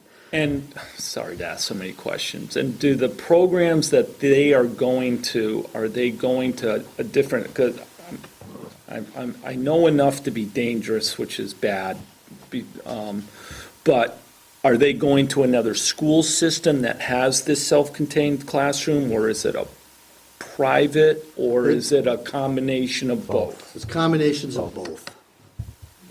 And so when we do that, I mean, obviously, if we send a kid to Frontier, we have to pay whatever that tuition cost is for that student. Yes. And transportation. And transportation, right, thank you. Yeah. You imply that the student might come back due to age, or? So it's always our goal to try to educate students in what's called a least restrictive environment. And we have some students right now at Smith Academy that were actually placed out previously. And we were able to, because of the work that's been done, we're able to bring them back successfully. So that's always a goal of ours. So on an individual basis, obviously, then. Everything special is done individually. That's, and these placement decisions are decided on individually, and parents sign off on placements, and, there's a lot involved in this.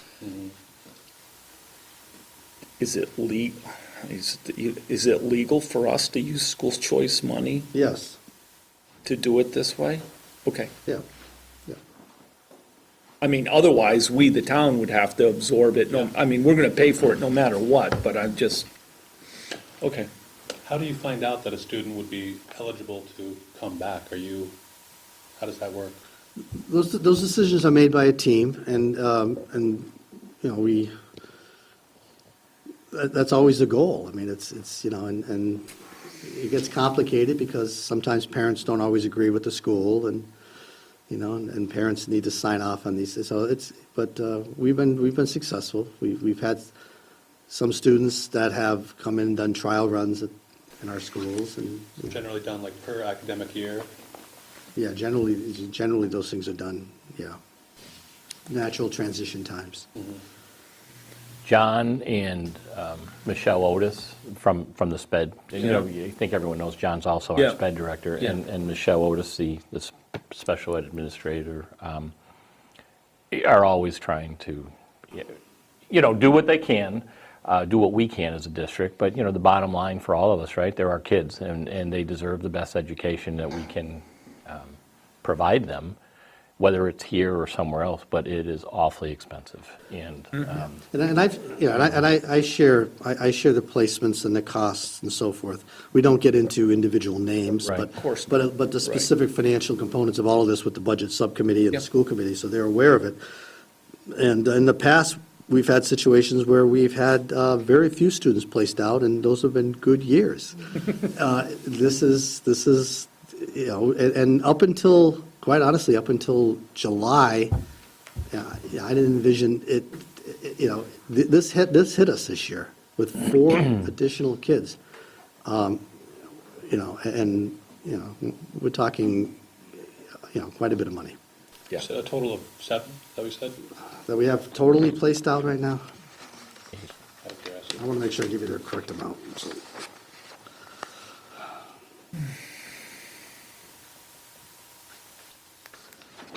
All total, we have 12 students placed out in various programs. But some of those students are seniors, quite honestly, and they're kind of finishing up their, but yeah. But we had planned on 8. It was those additional 4 that. And what I can tell you is that 4 of those students arrived to us as school choice, so 4 of those students we are getting full reimbursement for. But we won't next year. The other, no, we won't have them next year. Okay. Yeah. No, we won't have 2 of them next year. 2 of them we'll still have next year, the school choice. The others there's really very little reimbursement Right. for them. Okay, John, thank you very much. Yeah, thanks.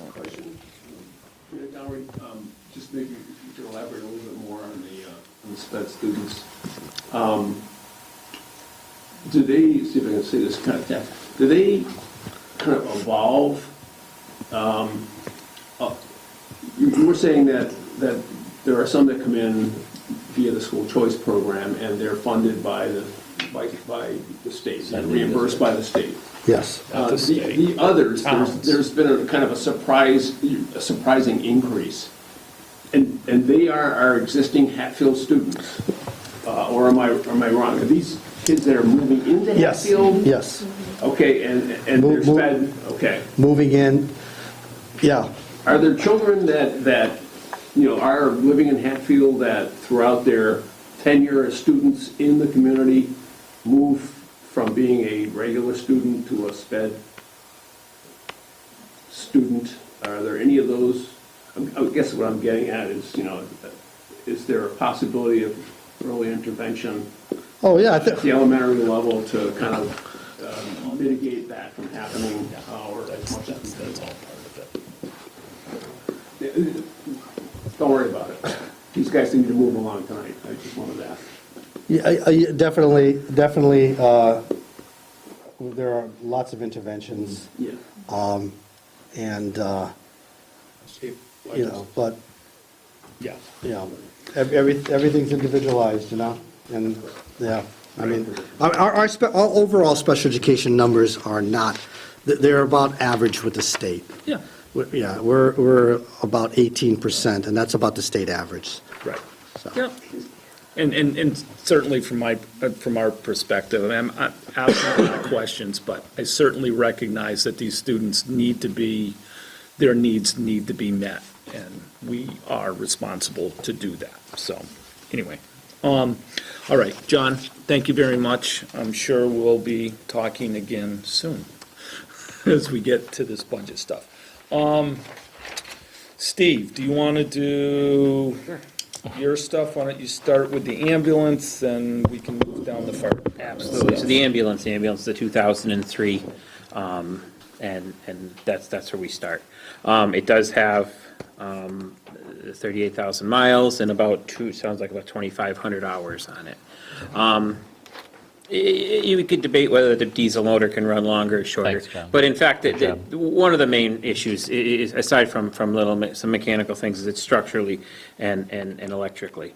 So electrical issues, we had a number of electrical issues about maybe 3 mechanics ago, I don't know. And we had some electrical issues, which the gremlins still exist. It's 17 years old, so all the parts are 17 years old. The floor is a little bit discolored. It's a crummy ride.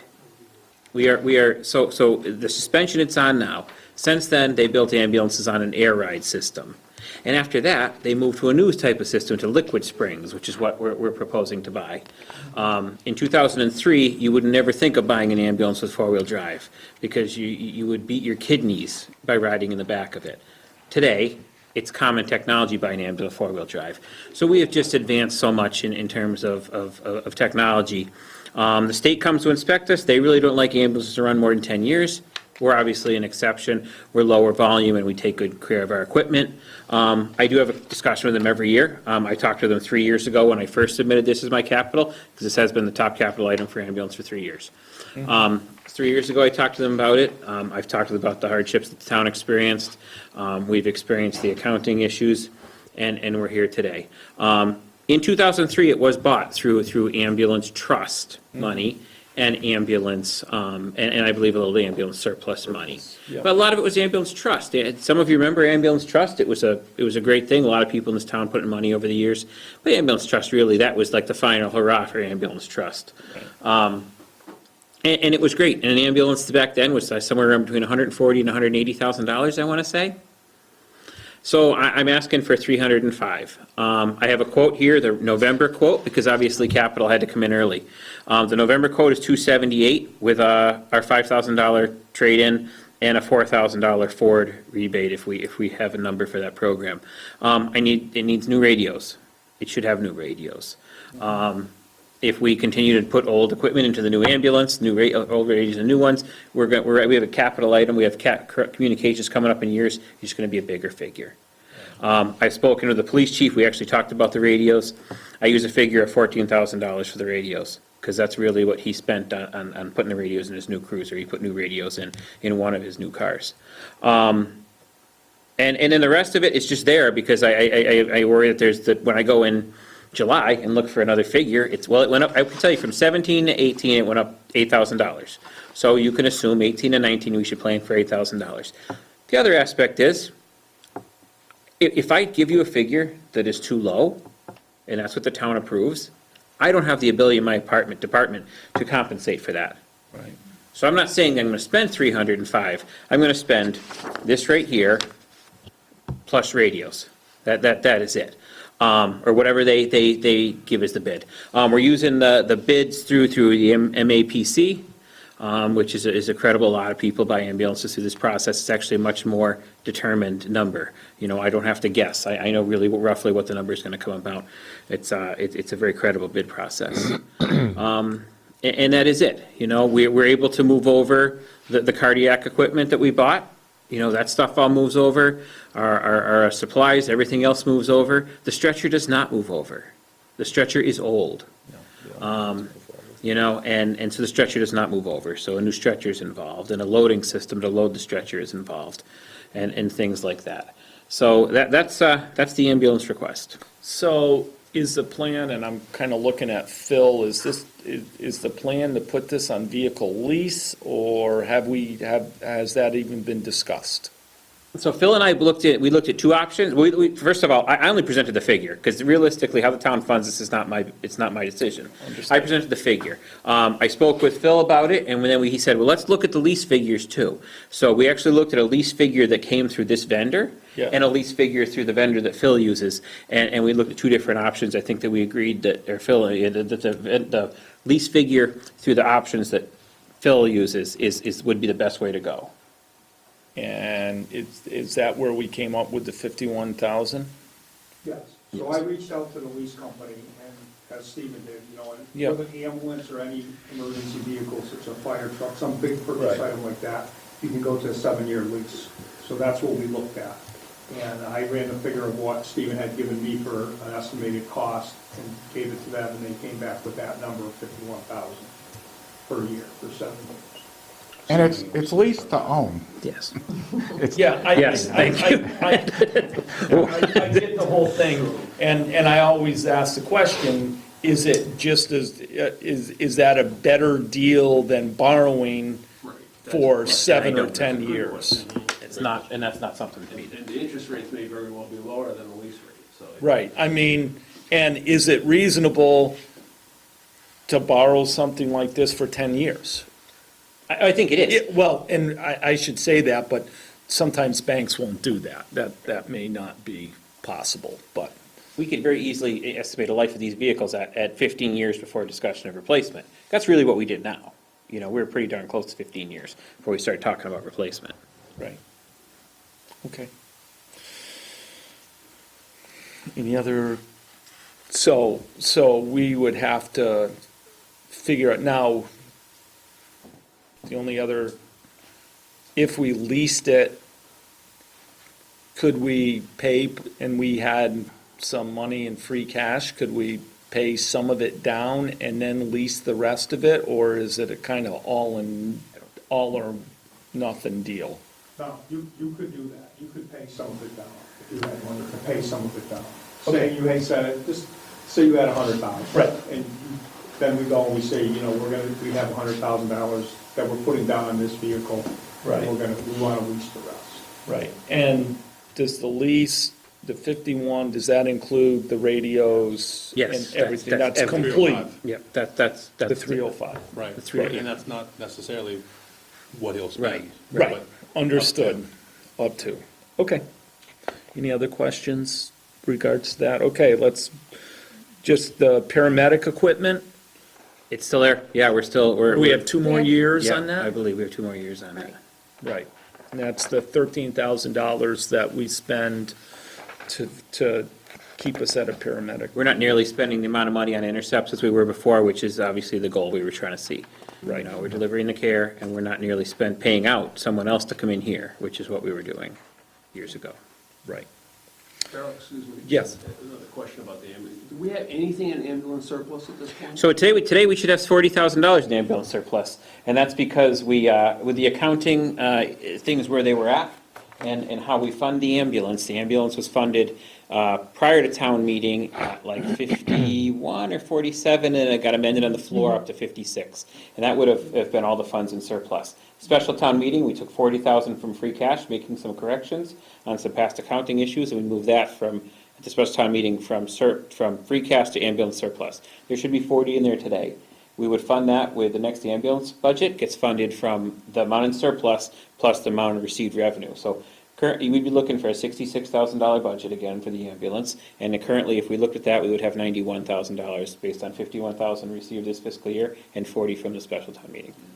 You know, a few years back, it might have been back when we were looking at this ambulance, the existing one, there was some discussion about charging rates that incorporated the replenishment cost for a new ambulance at some point in time, so that we could build the surplus, so that in 7 years or 10 years, that surplus would be available to buy a new ambulance.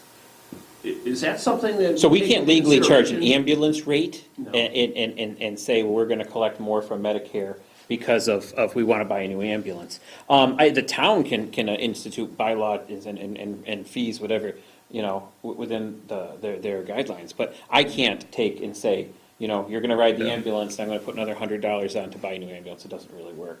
And in fact, if it's a Ambulance- Medicare yeah. call, they pay far less than, you know, if Stephen, you know, bills privately, he's gonna get more money, but if it's Medicare, it's gonna be less. I'm more than happy ever to talk with ambulance billing with someone. It's a lot of time, some of it's dry, but I'm more than happy to And discuss most of that your calls are sometime. Medicare related? You know, there's a percentage. Yeah, well, yeah, obviously. Yeah, it's so, Okay. Yeah. All right, no, thanks. we're not heavy, I don't want to say. Yeah. We're not strong, but. Jaws of life. Jaws of life. You know, we the Jaws of life are old enough, you know, that some people remember the initial Jaws of life in this town before the year 2000 or 2002, around there. We've replaced various parts over the years. They just can't be serviced anymore. You know, we've replaced hoses a couple times, some other parts. They can't be serviced. They operate. They don't do as well with new technology vehicles, you know, than that the new stuff does. We have had complications. They weren't critical failure complications. We've had some complications with some vehicles, the newer type vehicles and our Jaws. You know, similar to the school fire alarm, they go. And it's really what we have to realize what's, obviously, I know things have to be prioritized. New technology. What I can tell you is the current ones, they have a power unit, and then they have the devices, the cutters, the spreaders and such. The new technology is battery powered stuff, so we don't require the power unit. lines You know, they take, cords and they're a lot more mobile. I could take them industrial, I could take them into plants, I could take them out in the field, tractors and agricultural accidents, stuff like that. The other thing for us, which is a huge benefit, is the new units. It's one or two guys cutting, maybe some guys on patient education, and somebody at the power unit. With the new technology, I don't need anybody at the power unit. Right. You know, it makes it a little more efficient. It's also been on here a few years. It's also lived on here a So couple it's of years. time Yeah, to, you know, we continue. We can't get them serviced, so we don't service what we have. We do, we service the power unit, but we don't, you know, the tools themselves don't get serviced anymore because they won't. They're obsolete. It's time. Okay.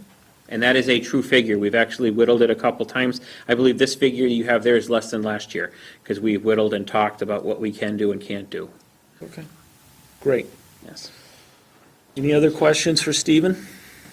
I think that's it for this year's capital, right? You've got some Yeah, that stuff should be down it. the road. Yeah, no, that's but- it. No, I think that's it. Those are the important things to my departments. Great. Chief, thank you. Appreciate it. Thank you. Thank you.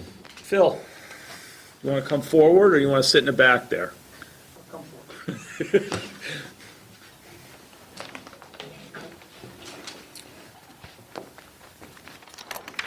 Thanks.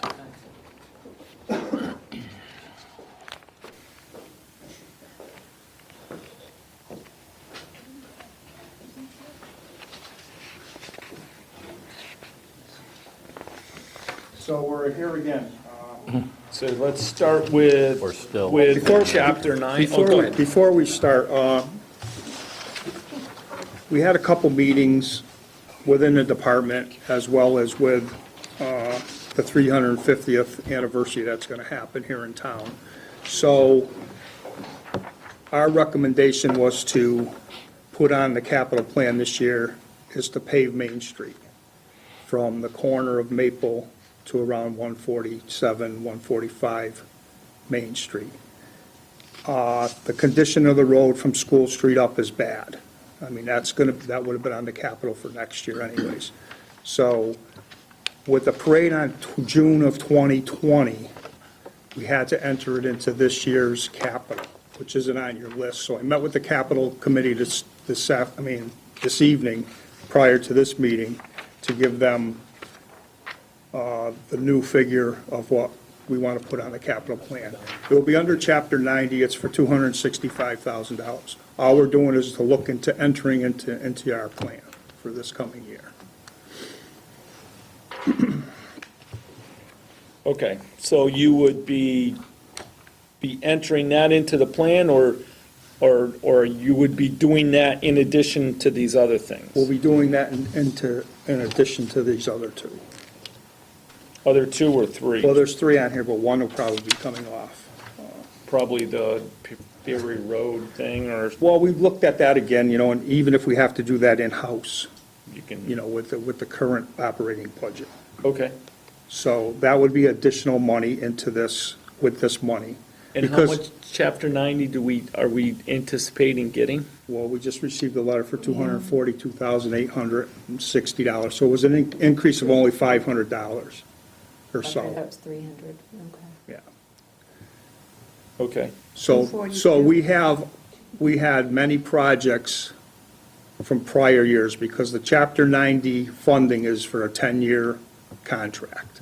So if you do a project, say, and you estimated that project at 170, and you did it for 120, the extra money just stays right in that project until you file the paperwork to remove it.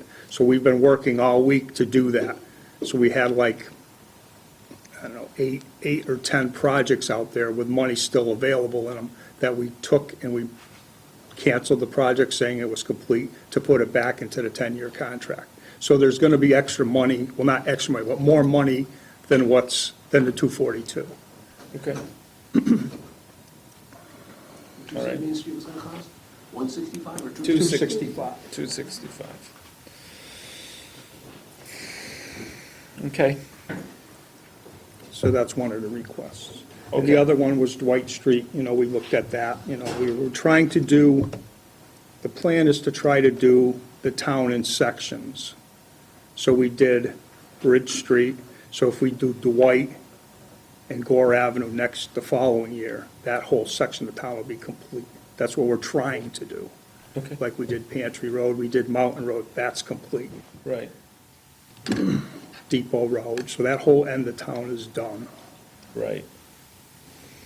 And then you're going to do drainage and seal work on Straits Road? Yes, and the only reason is, the fire chief has left, but there's a request from the fire and police chief that they want that road open for the winter months, if at all possible, because it's a shorter distance to go that way. And also, of course, the winery has been asking, they call up all the time, and the maintenance in the road now isn't just once a year. They call, it's all the time, all summer long, all spring long. Isn't that an unimproved road technically? No, it's a town road. Right. It's an accepted town road. We went and checked with DOT. There's signs up there that say no maintenance as of, but it's a sign. Under Mass DOT, that road's an accepted street. It was never filed, the paperwork was never, ever filed to abandon the road. Okay. Yeah, yeah. I mean,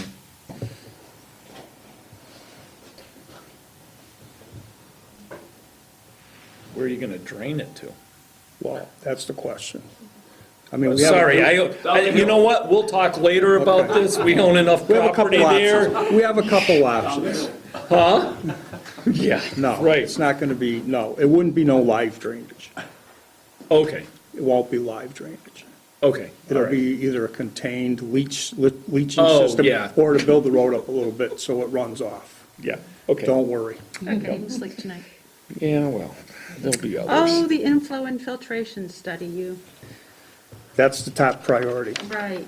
We had a meeting last week with DEP, and again, it's flagged. It's Right. flagged. So the next part of this whole thing with this second phase is, if it doesn't get funded this year, either through capital projects, we're definitely gonna have to take it out of the operating budget somehow, because if it doesn't happen, we're gonna get a non-compliance again down there, so we don't want that. What are the, what are If the you get, if you get consequences? filed non-compliance, now you're on notice. So you have so many days to do it, whether you like it or not. Are you fined? Is the You're- town you- fined? There is a process for finding you, but They haven't started that process yet. they were very stern the last meeting we had last week, but very stern about it. Okay. You know, they understood the first year, you know, with the financial situation, and last year we kind of begged them a little bit more, but 3 years into it, after you did phase one, I don't think they're gonna accept, so. Okay. Well, that was the message anyways. Okay. You've got lift station. We can take the lift stations and move it, okay? Because we did the project, at special town meeting, we did that other project, so this can go into the next column for 2021. What is the lift station? Well, it's just not, I know that the master plan isn't complete yet, but the final payment was made, so the master plan's coming out, and of course, with all the discussions that we've been having over the course of this whole 2-year period, one of them is to upgrade the Maple Street pump station, lift station. Lift station, okay, the pump station. Pump station. Okay, And that'll be in the report. And I told him that I'm gonna move that money, that request out a year until we have the report, that way we have the Bible to go by and say, here's what it is. okay. Here's the priorities. And then you're gonna use some retained earnings to do some route If there- stuff, Well, once we get a number on there, we will. Available. if it's available, okay. Yeah. And then, of course, there's a sewer extension grant that's, okay. Then we go to water. Wait, can I just ask a Sorry, question go on that? ahead. Sewer extension Church Ave to Chestnut Street, and that's an already approved grant? No, No. it's a MassWorks grant that we apply for every year. And every year they say no? Yeah, it's the Route 5. That's what I'm asking. Yes. And do we know why they say no? We will We'll know know tomorrow. Did they give us a reason? We're getting a Or did they debriefing. just say We're, no? yeah, we'll have the They details. say get no, the details and we'll let you tomorrow. know why. Okay. Tomorrow's the reason, Thank we'll you. find out. Some of the, I'd be interested to hear. yeah. We keep We're trying. we're interested as well, obviously, so. Okay, Maybe they'll say yes this time. Well, we're shooting for it, so. okay. Yep. Leak detection study. Another, it's not mandated, but it was a suggestion from DEP to do a townwide leak detection study in the water. And the only reason for that is because when you have unaccountable water, they want to know where it's coming from. So like if going through the plant, the water plant is 1 million gallons and it's a 1.5 million, they want to know where the 500,000 is going. Because obviously every town has leaks, so they Right. would like a study done. Don't you kind of know where the leaks are? Not all. We know there was 3 this year on Route 5, so get ready for that, Bill. Yeah, and good thing you brought that up. So, how, and those will be expensive, and how are those paid for?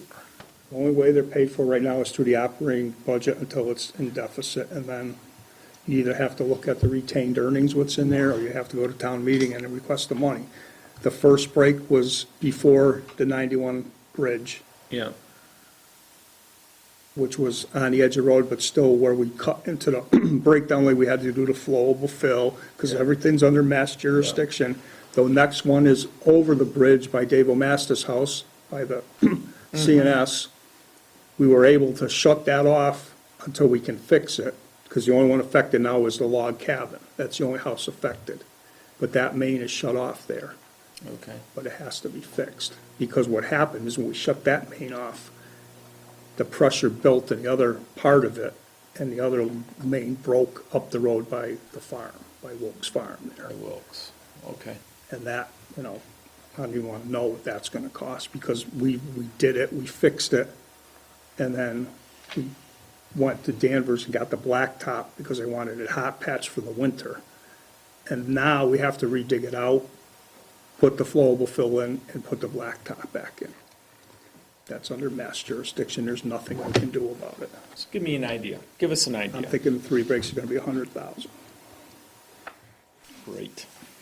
Okay. Well, that's what happens when the one before the bridge, the stamp on the pipe was 1950. The one over the bridge, it's 1896, so I know. what can I tell you? Just don't make them the way they used to, huh?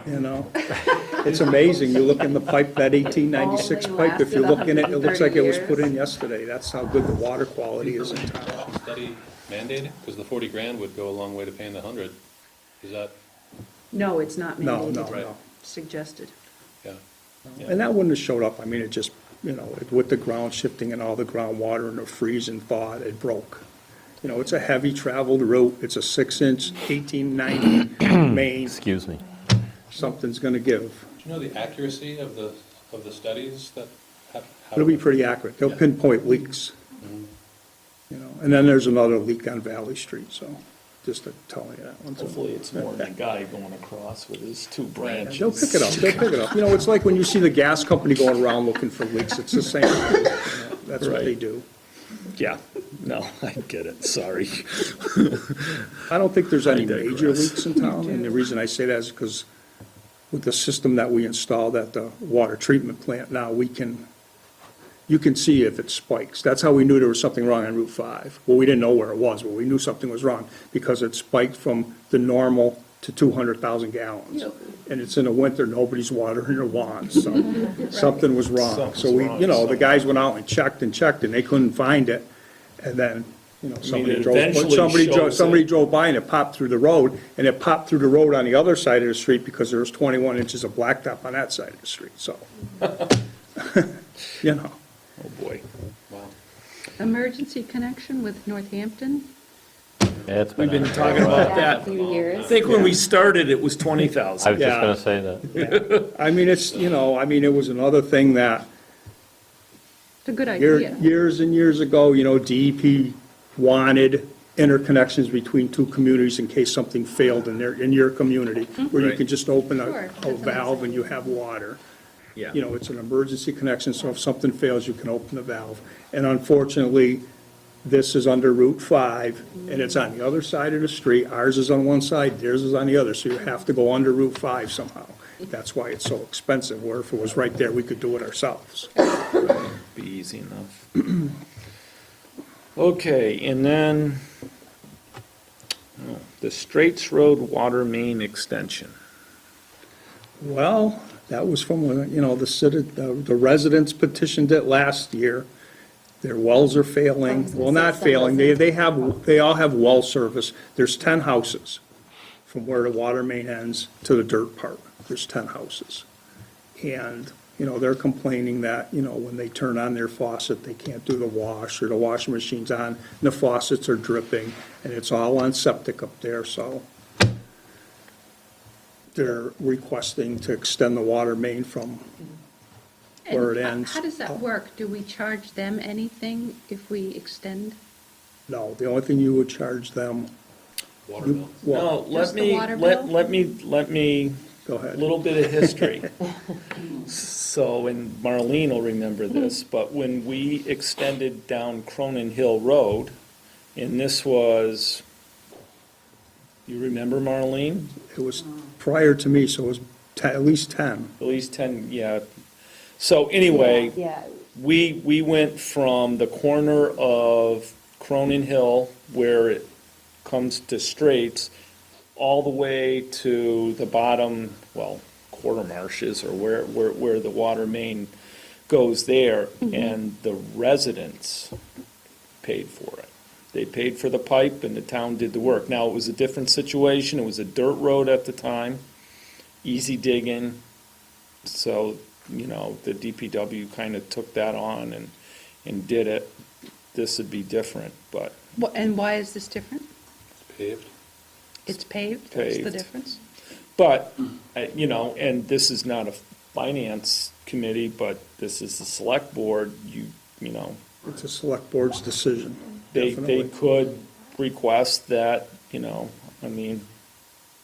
some of it be paid for. It would help the residents out. I understand their situation. I know the water's bad up there, but. We also did a similar thing with, from King Street to north up to past, way up, the last house at past you, Cindy. We also did a, That was sewer. an owner contribution to the But sewer an owner extension. contribution. An owner yeah. Because in theory, it should raise their property We value. did the labor, they paid for the There was a materials. tie-in Right. fee. Is the tie-in fee just for sewer, or is it for water too? No, there's a tie-in fee for water, Yes, For both? yeah. Yeah. And but it that's- wouldn't cover the cost of, No, it's $500 for water. right. But then, when paying the water bill though too, that kind of pays back, Oh, you know, we don't over- charge enough over for years. water. Do you know what I Yeah, mean? But it we're pays we're it back. losing money on Yeah. water. Yeah. Yeah, right. Well, the rate study will be in both, in the sewer study, so. Yeah. Well, and, all of this comes down to, how much money do we have to spend? Do we have does anybody want to borrow for No. this? Probably not. Huh?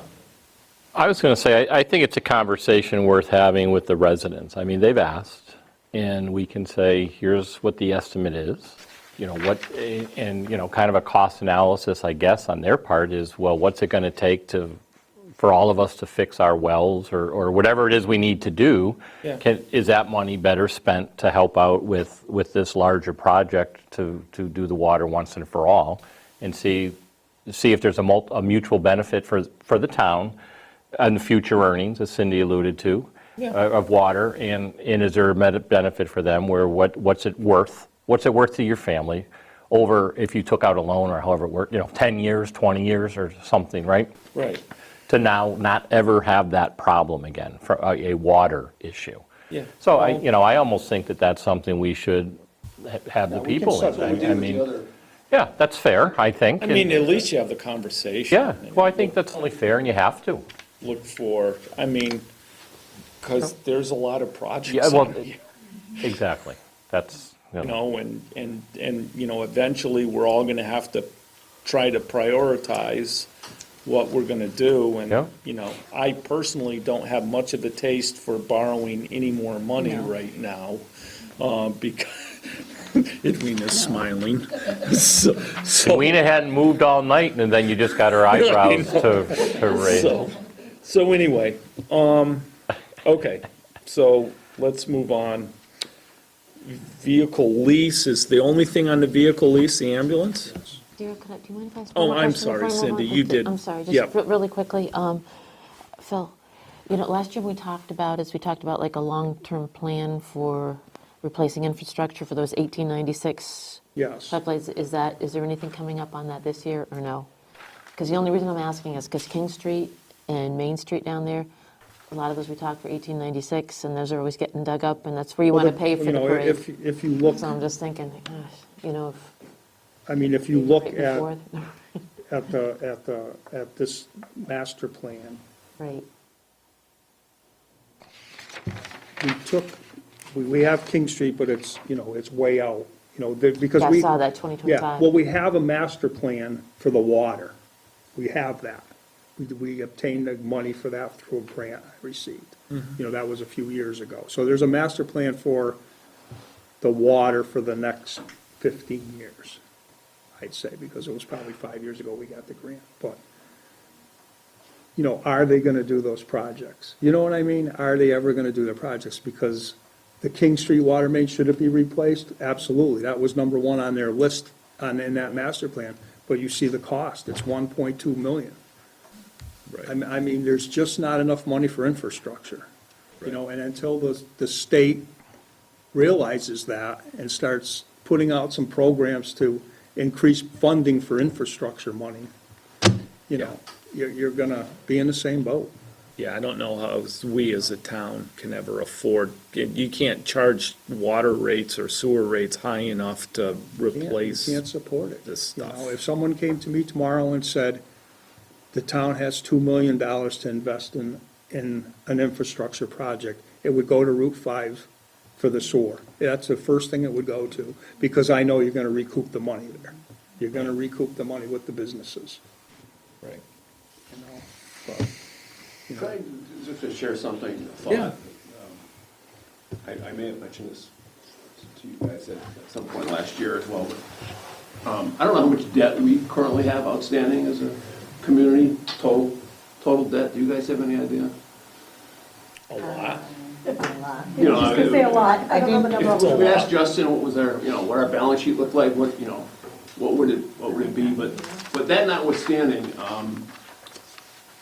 just looking at the debt burden payments that we have to make each year, and obviously we've got various levels of debt or various tranches of debt that we have borrowed for, and we now have principal and interest payments for each one of those, and it's kind of staggered over the next, 5 to 10 years perhaps. I don't know how far we're out with some of the tranches. Maybe we're out 15 years for the school still. I don't know. But what I was wondering about is if we looked at that principal and interest payment that we have every year on average, suppose we took that and said, okay, suppose we extended that out 20 years.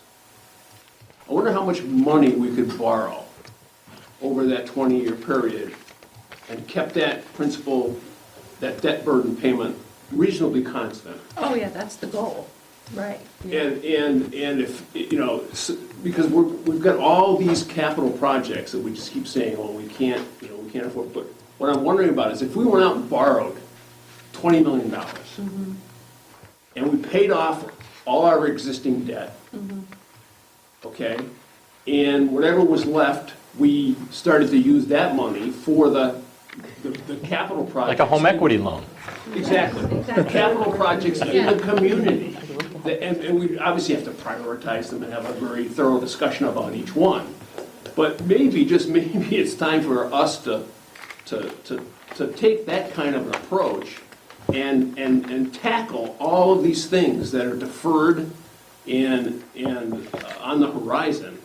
And it might be just something that is affordable, because we're looking at a 20-year time frame in terms of principal and interest payments in the operating budget. You see what I'm saying?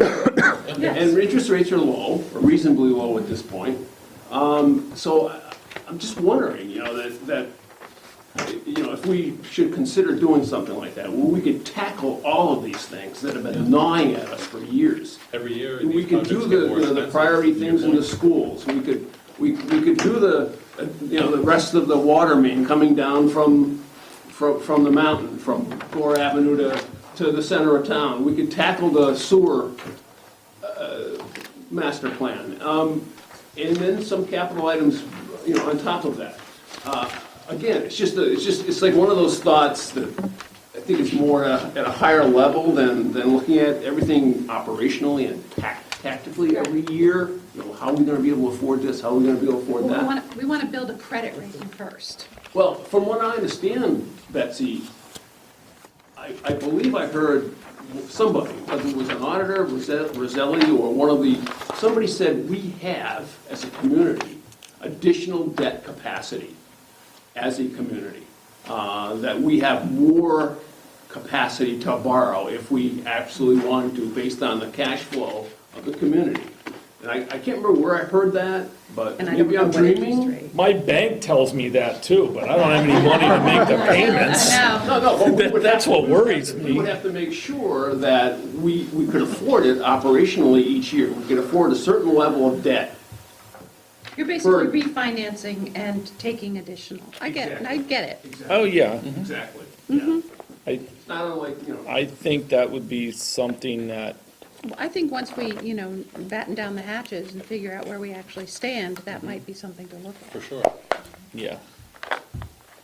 And I think that might be by early next year, not this year. yeah. Yeah. I don't expect us to do it this year, but Okay, Maybe that's yeah. where a subcommittee of the Board of Selectmen might be able to help Yep. us with. All right, town hall generator. Town hall generator. So I've waited until this whole phase, whatever phase it is for town hall. We have the generator. We bought the generator through the lease.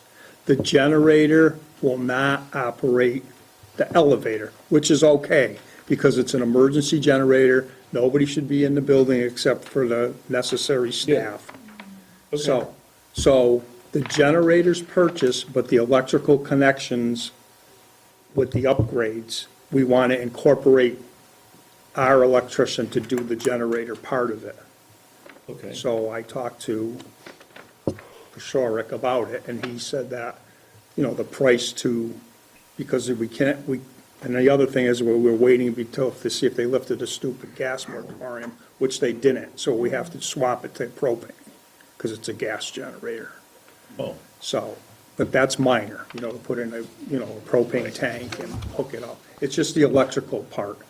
So, The 11,000, just Yeah. the connection. yes. Okay. Priority-wise, does that have to, I mean, Well, it would be we nice haven't, to. we haven't even started the. Priority list. Right, well, it would we be haven't nice to started work, the it would be project. nice to work with whoever is doing the town hall renovations, at that same time. Oh. So, Have it ready. maybe they would do it, maybe they, I'm not saying that it would have to be our electrician, maybe they'd say, well, for a change order of whatever, we can hook that up, which might be even cheaper because they're on site. Right. So, Okay. The garage bowl, pole barn, trusses So and roof. right now I there's thought we four- already did that. No, Yeah, there's- we did. No, there's $45,000 sitting in a capital project for the roof on the pole barn in the back. Yep. So when we went and looked, the trusses are bad. The trusses and the structure supporting that roof is bad. So I got a couple quotes, and it's 45,000 more. Either that or we just tear the thing down, one of the two. So that's in addition. We were just gonna re-roof it with metal roofing. Yeah, right. But the structure, it's leaning. Because I think that back in the day when they built it themselves, when it's sitting on telephone poles, that's what it's sitting on, that structure. Okay. Fire station, new roof and porch. Is that for So that this- building? That's for the front of the fire department at School Street. Right. That's what that's for. That's to, the little entranceway they have there. Okay. So I had a couple contractors come over and take a look at it, and to do it right, to make it look presentable, it's about 10,000. Okay. You just don't want to throw up it faces School Street, come on. You don't want to throw up something that's going to look like crap, as it does today. Tacky.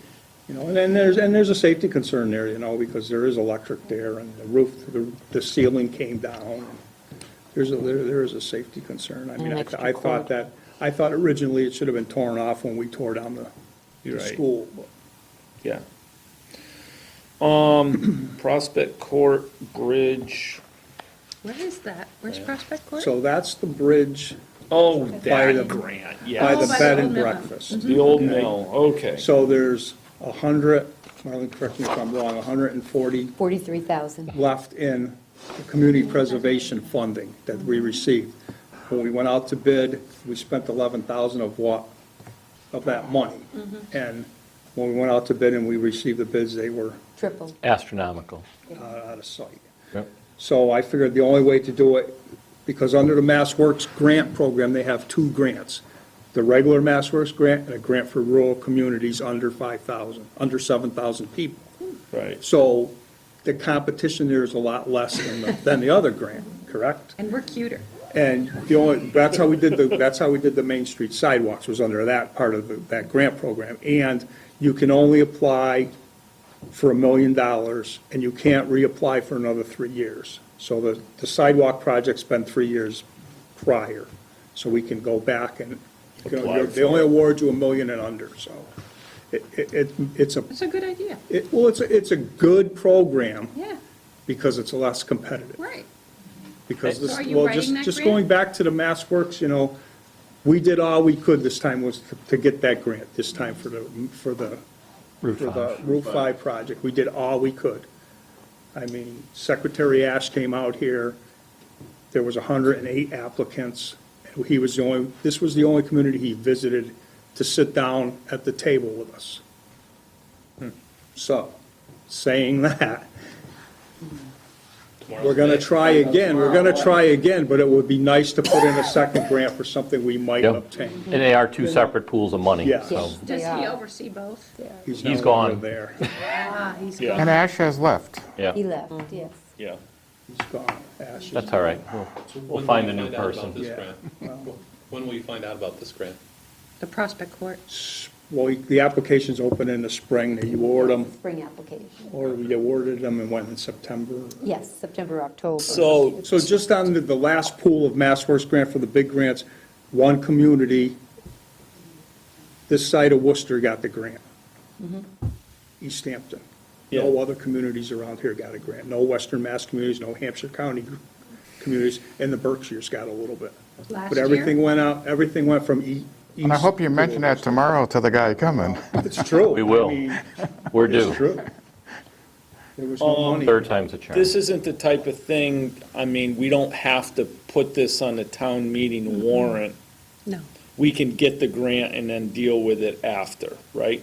Yeah, because one of the articles. But that says is a you can- reimbursable grant, though. Right, so you'd have to borrow the money. Good to know.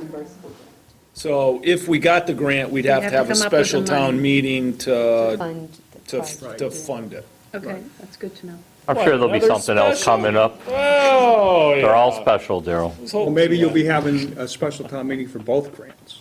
Yes, there you go. There, I like that. Nice, positive thinking. Okay, I think that is all the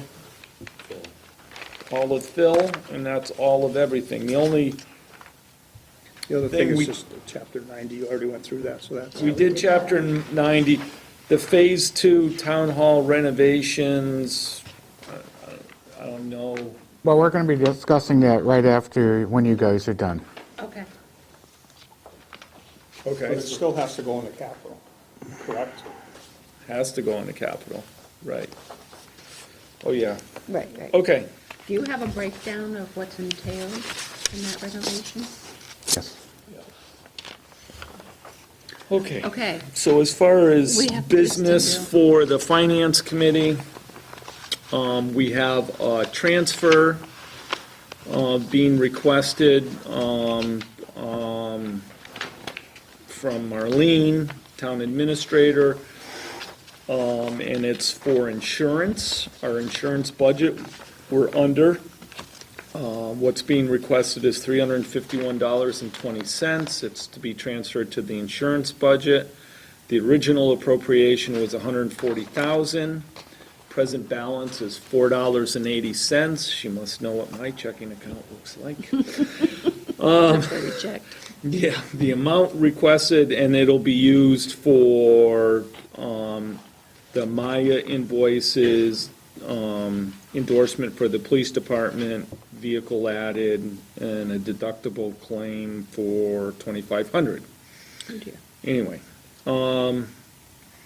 the expenditure is extraordinary and unforeseen because the claim was not anticipated. What is the claim, Marlene? That was a liability claim that the insurance company covered, and we're responsible for the deductible. Okay. So how much is the transfer for? Transfer is $351.20. Is that correct, Marlene? Yes. Yeah. I make a motion. There was a credit, just to say that we Oh, did yeah, have a there was a credit. We credit applied of- the credit, and that's Okay. the balance due after. Yes, sorry. There was a deductible claim for $2,500. There was a credit of $2,306, so that left a balance of $356. I don't- so- Minus $4? Yeah, Minus 480? minus the 480 gives the 351.20, so. So are we transferring 356 or 351.20? 351.20. 351.20. I make a motion that we transfer $351.20 from the finance reserve account to the budget account, Insurance insurance budget. budget. I second that motion. Second. Discussion? Any other questions? All in favor signify by saying aye. Aye. Any opposed, same sign. Hearing none, motion carries. Okay, while we're signing our name, Betsy, you have some information just on the wanted to- health insurance option that you wanted to discuss? I just wanted to pass this information out for future conversation, not for tonight. Go ahead. In the process of every town is trying to figure out how to manage the cost of health insurance, although the good news is that our premiums will not increase for the coming year. That's only because we have passed along, everybody is passing along more expense to the individual user. And so in recognition of that, I thought one of the things we might consider is something that we used to use at the company that I worked at, which are health reimbursement arrangements, where the town can put money into this, and it can be as little as $100 per employee, or if you happen to have more money, you can fund it to a greater degree they could use themselves to reimburse themselves for out-of-pocket expenses. But it's a well-used concept, something we used at our company, and I thought we should consider it, should we have any money. And that's all I had to say about that right now. Okay. Yeah, I think, if that's what I'm thinking, I think we use this. You would probably use something similar Something similar. on a personal basis. Yeah, Yes. yeah.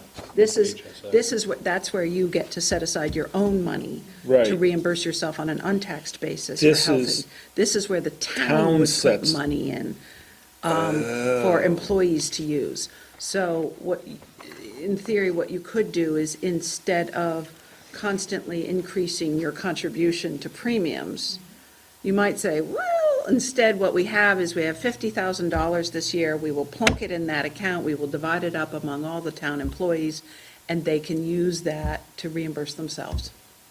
For co-pays, Yep. for Yep. things like that, And even premiums if they want. and even premiums. Without seeing your proposal, how does that get managed? 'Cause I've looked into Oh, the- I have a oh, copy they- right you do a here for you. third-party administrator, and they charge a per-head fee, and it's often surprisingly low. Yeah, no, we won't be making you do that. This isn't similar to the flex Well, spending that's the plan? difference, is flex spending, which we'll be doing this year, Right, employee contributes. contributes, Right, right, that's different. right. You wanna contribute. But this would be the town. The town. And Right. again, it's in recognition of the fact that the way the town is leveling out the cost this year is by passing on expenses Well, to the Sort user. of true. We're not just the town, the trust that it's. No, I know, but I mean, our town and every other Other town towns, that so it's uses not that just trust. Hatfield, just because this was brought up at the last selectmen's meeting, so I want to make It's sure not it's very just clear. us. It's not just this town. The trust as a whole voted to not increase premiums. They haven't in years increased deductibles at all, so they are doing an increase in deductibles this year. Not all of the deductibles, but some of them, so that people who are using the insurance feel it more than everybody feeling it. It was a big vote, it wasn't just Hatfield's decision to do this. Unlike it was expressed at other meetings, it wasn't just us. No, it's not just Hatfield. So- Thank you, Sharon. Okay, all right, so as far as finance committee, We're done. I had one other question, and that is a 2020 budget that we need to start formulating. Marlene, can you give us an update of where you are, just briefly on the spreadsheet? And I know you had some discussions with Justin. And I did. I had some discussion with Justin last week and trying to, it's been a challenge to get time with him. He and I have a conference call set up for Friday morning to go over it again. Okay. But I just did want to bring forward to the Finance Committee and Selectmen at our last meeting, I believe, Betsy, you had made the request for the next meeting, any contractual obligations and what that increase would be. Right. And while Phil's here, he did submit to me what that cost will be based on the DPW's union contract that was approved. And for fiscal year '20, it would be $11,814 For DPW. for all of DPW. That includes highway, water, and wastewater. Okay. So you're going to figure out how to, okay, that's fine. Thank you. Right, because that, we're getting to the point now where we got to kind of put that together, decide what level of budget we think the town might be able to afford, and then let department heads know. Give what us some ki- direction. Give you some direction as to the amount of money we think might be around, so. And if I just might Yep. say Thank you. that when the direction comes, Oh, you should have that in you your know, packet. we've heard a lot of things, we'll level fund it. We'll level fund it from what? To what?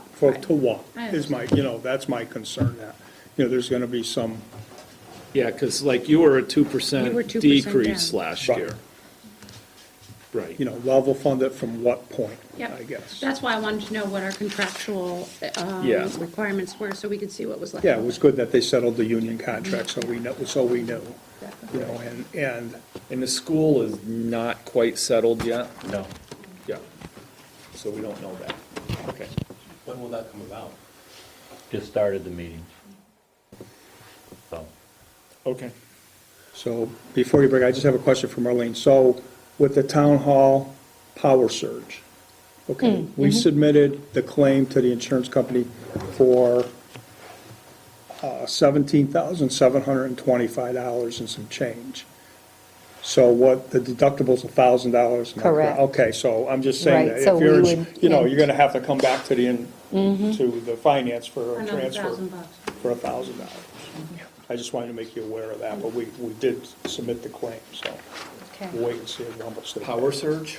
When the tree Sorry, fell. I live in the That New north Year's end of Day, town. I have no idea what. New Year's Day, when the tree out I front, do. the big tree out front broke, the branch broke, and when it The broke, transformers. it came down and wrapped itself around the primary wire, which took out the 3 transformers and surged into the building.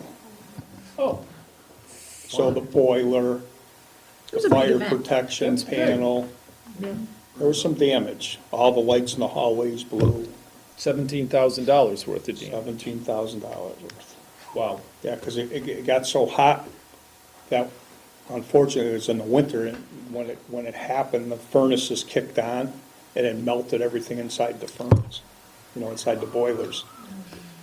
So, what are you gonna do? We need heat.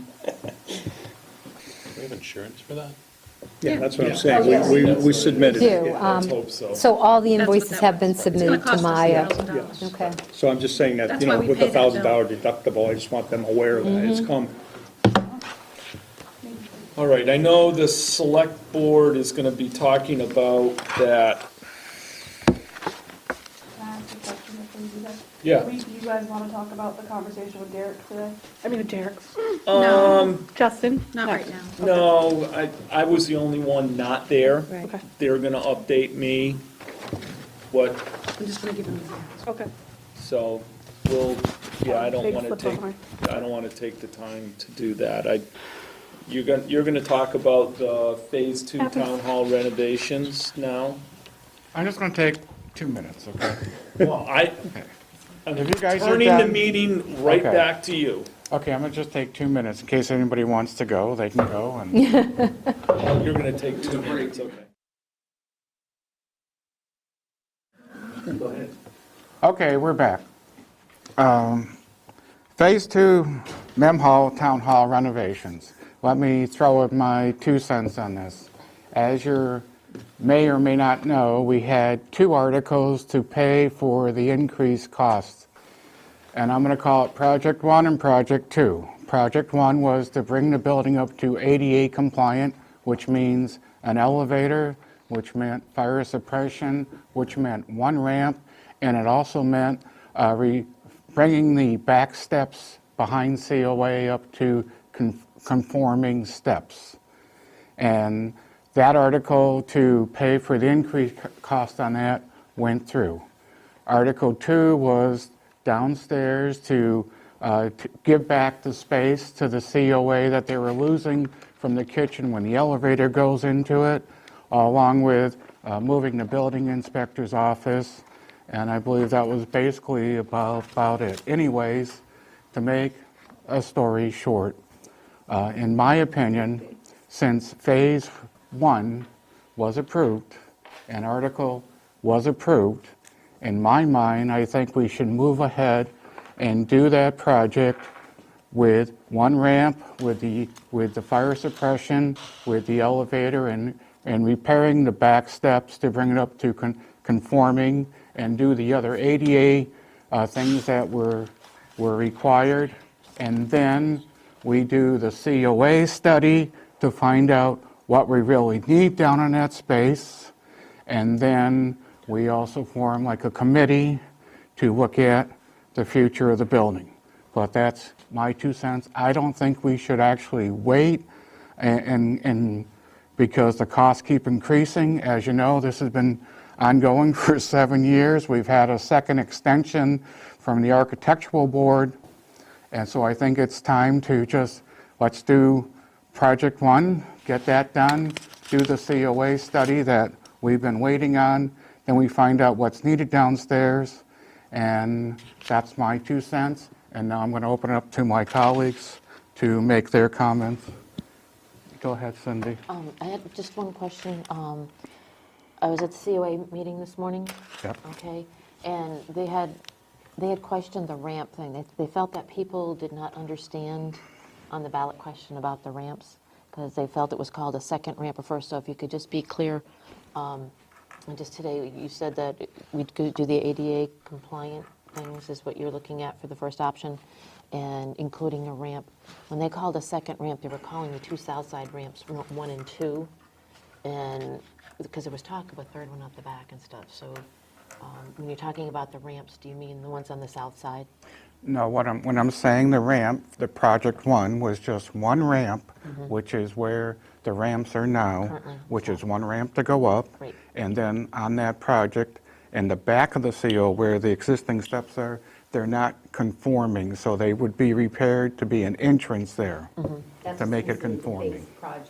That's we're going to call it the base project, or Project 1 base project. So, and there's also a couple little items of desks that have to be adjusted to meet the ADA requirements, and that for the fire suppression system, there would be fire pump being put in, along with electrical system for the fire pump, and there would be some heaters put in the back of COA where that back, which would be the new entrance or the old entrance, with heaters to make sure the pipes don't freeze. Okay, fine. All I wanted was for you to explain the ramps, because they said they were confused about it. One So, ramp, good. one ramp going up. That would be it for the base project. Okay, thank you. I totally concur with everything you said. Wow, we agree on this, all right. We agree on lots of stuff. And the whole idea, if people recall, was not only did the prices change, but the idea was to have the special town meeting, have the special election to vote so we could get the bids out, because it's winter now and spring is we're hitting spring. So we didn't want to wait till May. So I agree. We need to move forward with the ADA compliance portion of this entire Phase 2 project, which is the ramp up, the elevator, ADA compliance, fire suppression. Let's get rolling. Absolutely agree. Well, then I'll make a motion to move ahead and direct and get that done. I guess that we need a motion for that. And Second.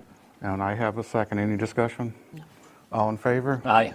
Okay, motion carries. So does that answer your questions on the... There's money left that was approved originally for the COA, some money. Yes. I'm assuming that is not going to be spent at this time with what you're talking about. That's Am I correct. correct? That's my understanding. We only could spend that money for the second project of the COA if we were to do it. But again, Right. we can't do it because it's not funded to do it. It is funded.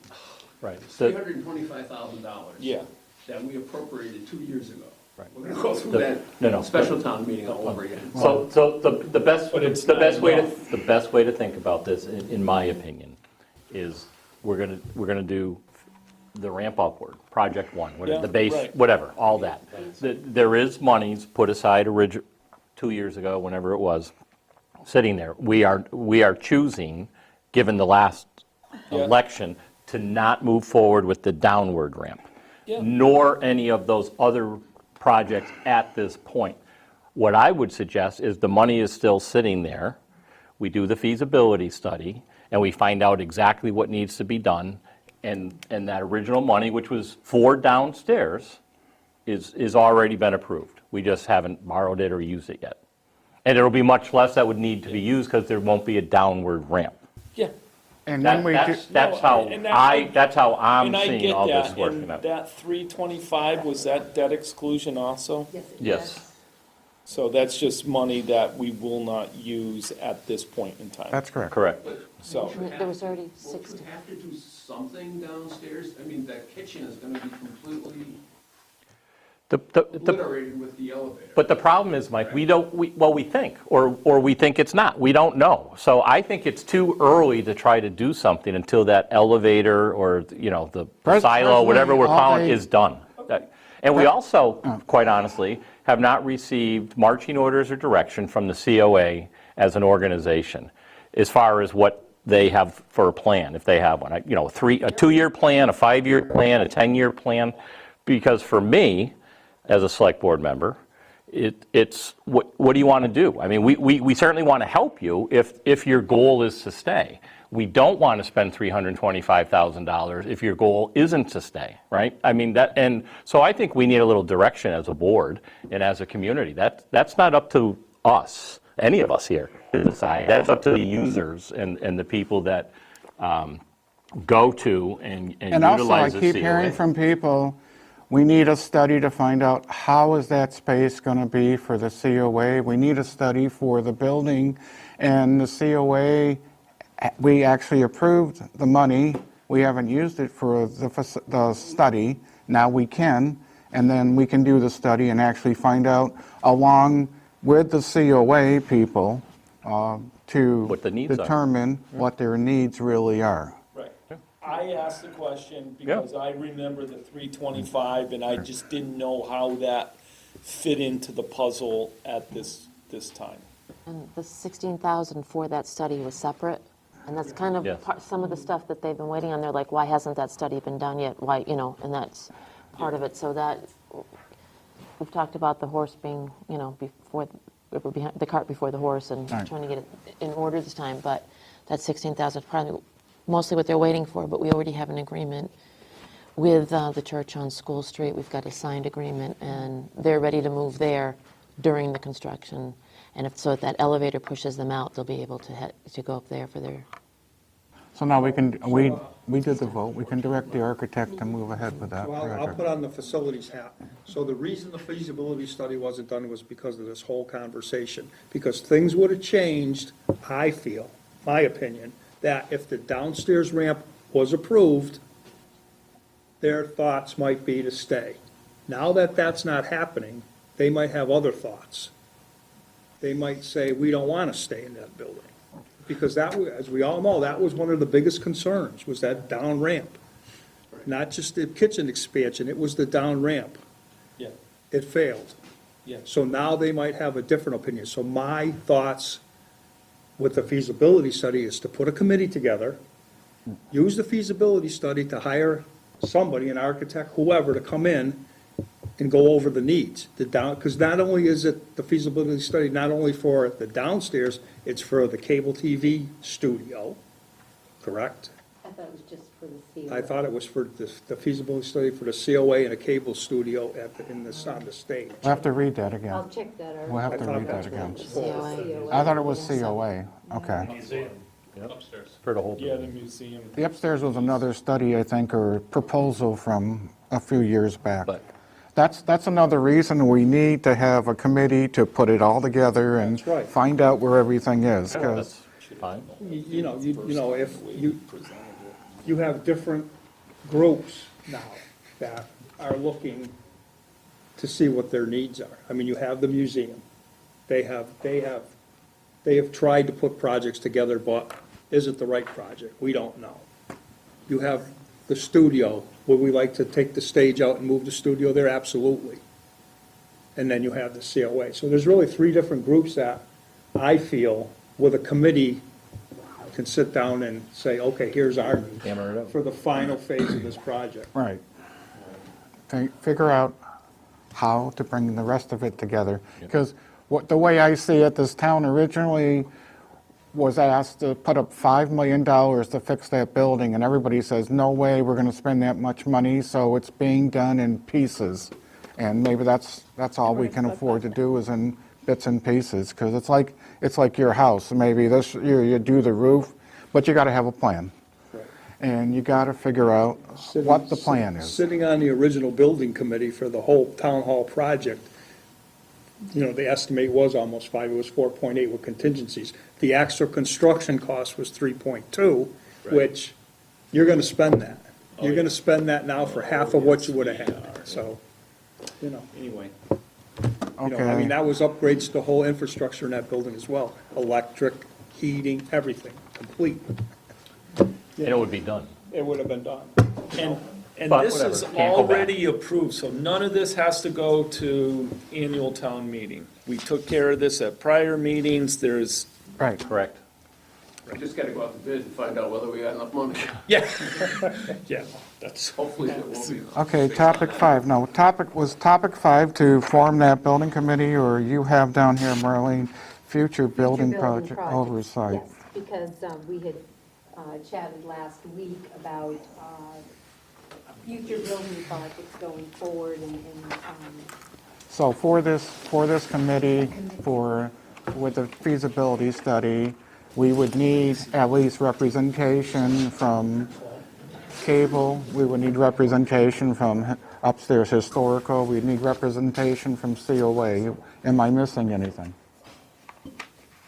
well, we met last week, and we discussed this, I think, going for this phase 2, it's going to continue with you, correct? Okay, we're Did talking you- two different things. For this project, For this project. we already met and We discussed talked about it last how to week. form a small committee. What I'm talking about Is future. for the next one, which is after as we're doing the feasibility study for the rest of the building. Okay, I'm You know, sorry. what do we need for people?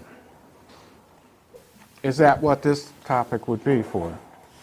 The Okay, I guess so. feasibility study, yeah, the next project would be, I guess the next discussion on Yeah, we this can have feasibility study is determining from what representation Mm-hmm. and how many people for that committee. So somehow we got to come up Well, we with, can figure it out. Well, you definitely have those three, you know, you need representation from those three Mm-hmm. groups. right, And then whoever else you're gonna place on that committee. See you, Mike. all right. Okay, so that'd be 5, topic 5. Topic 6 is FRTA update. You gonna do it? Or not you? go right ahead, Cindy. Okay, I can make this very quickly. Marlene, myself, and 2 representatives from the FRTA had a conference call this week regarding the bus stops on Route 5. This is like another one of those long-term projects, okay? With the stop on the southbound side, the business owner wasn't happy with it, so FRTA is meeting with the DOT to see if they can move both stops further north to a safer location. They're going to propose 2. Because if Two they move the options. southbound one to another location, they want the northbound one to be across the street from it, so. Okay. And so that's where we are. And that's it. That's topics 4, 5, and 6. Any anticipated business, new business? None for me. Did you want to go back and look at the town meeting articles? We'll do that next meeting. Okay. I'll read them all. I mean, Okay. next meeting, let's do that. I think you have an additional one that was brought forth by the schools too, Marlene. I don't know if I saw it on that list. Well, that's for 19's budget. Yeah. So my understanding is we need to have a special town meeting to take up any current fiscal year shortfalls. It can't be part of the annual. However, we do have a prior year, goes back a couple of years, article, but for 19, though, you have to take that up at a separate meeting. Seriously? Unless we are able to fund it at the end of the year, which I don't expect we'll be able to fund that at the end of the year. All right, well, we can, Because that's $61,000. correct, and Going back I to mean, what the maybe we'll be superintendent was surprised that we talking do have that available, left over. in Unanticipated budgets. sped costs is what that Mhm. amount is from. Yeah. Okay, that seems to cover everything. Do I have To a adjourn? motion? Is there anything else? Nope. Okay, do I have a motion? Motion to adjourn? Okay, motion to Thanks, John. adjourn, and seconded. Any discussion? No. All in favor? Well, Aye. have a good night. Thank Okay. you.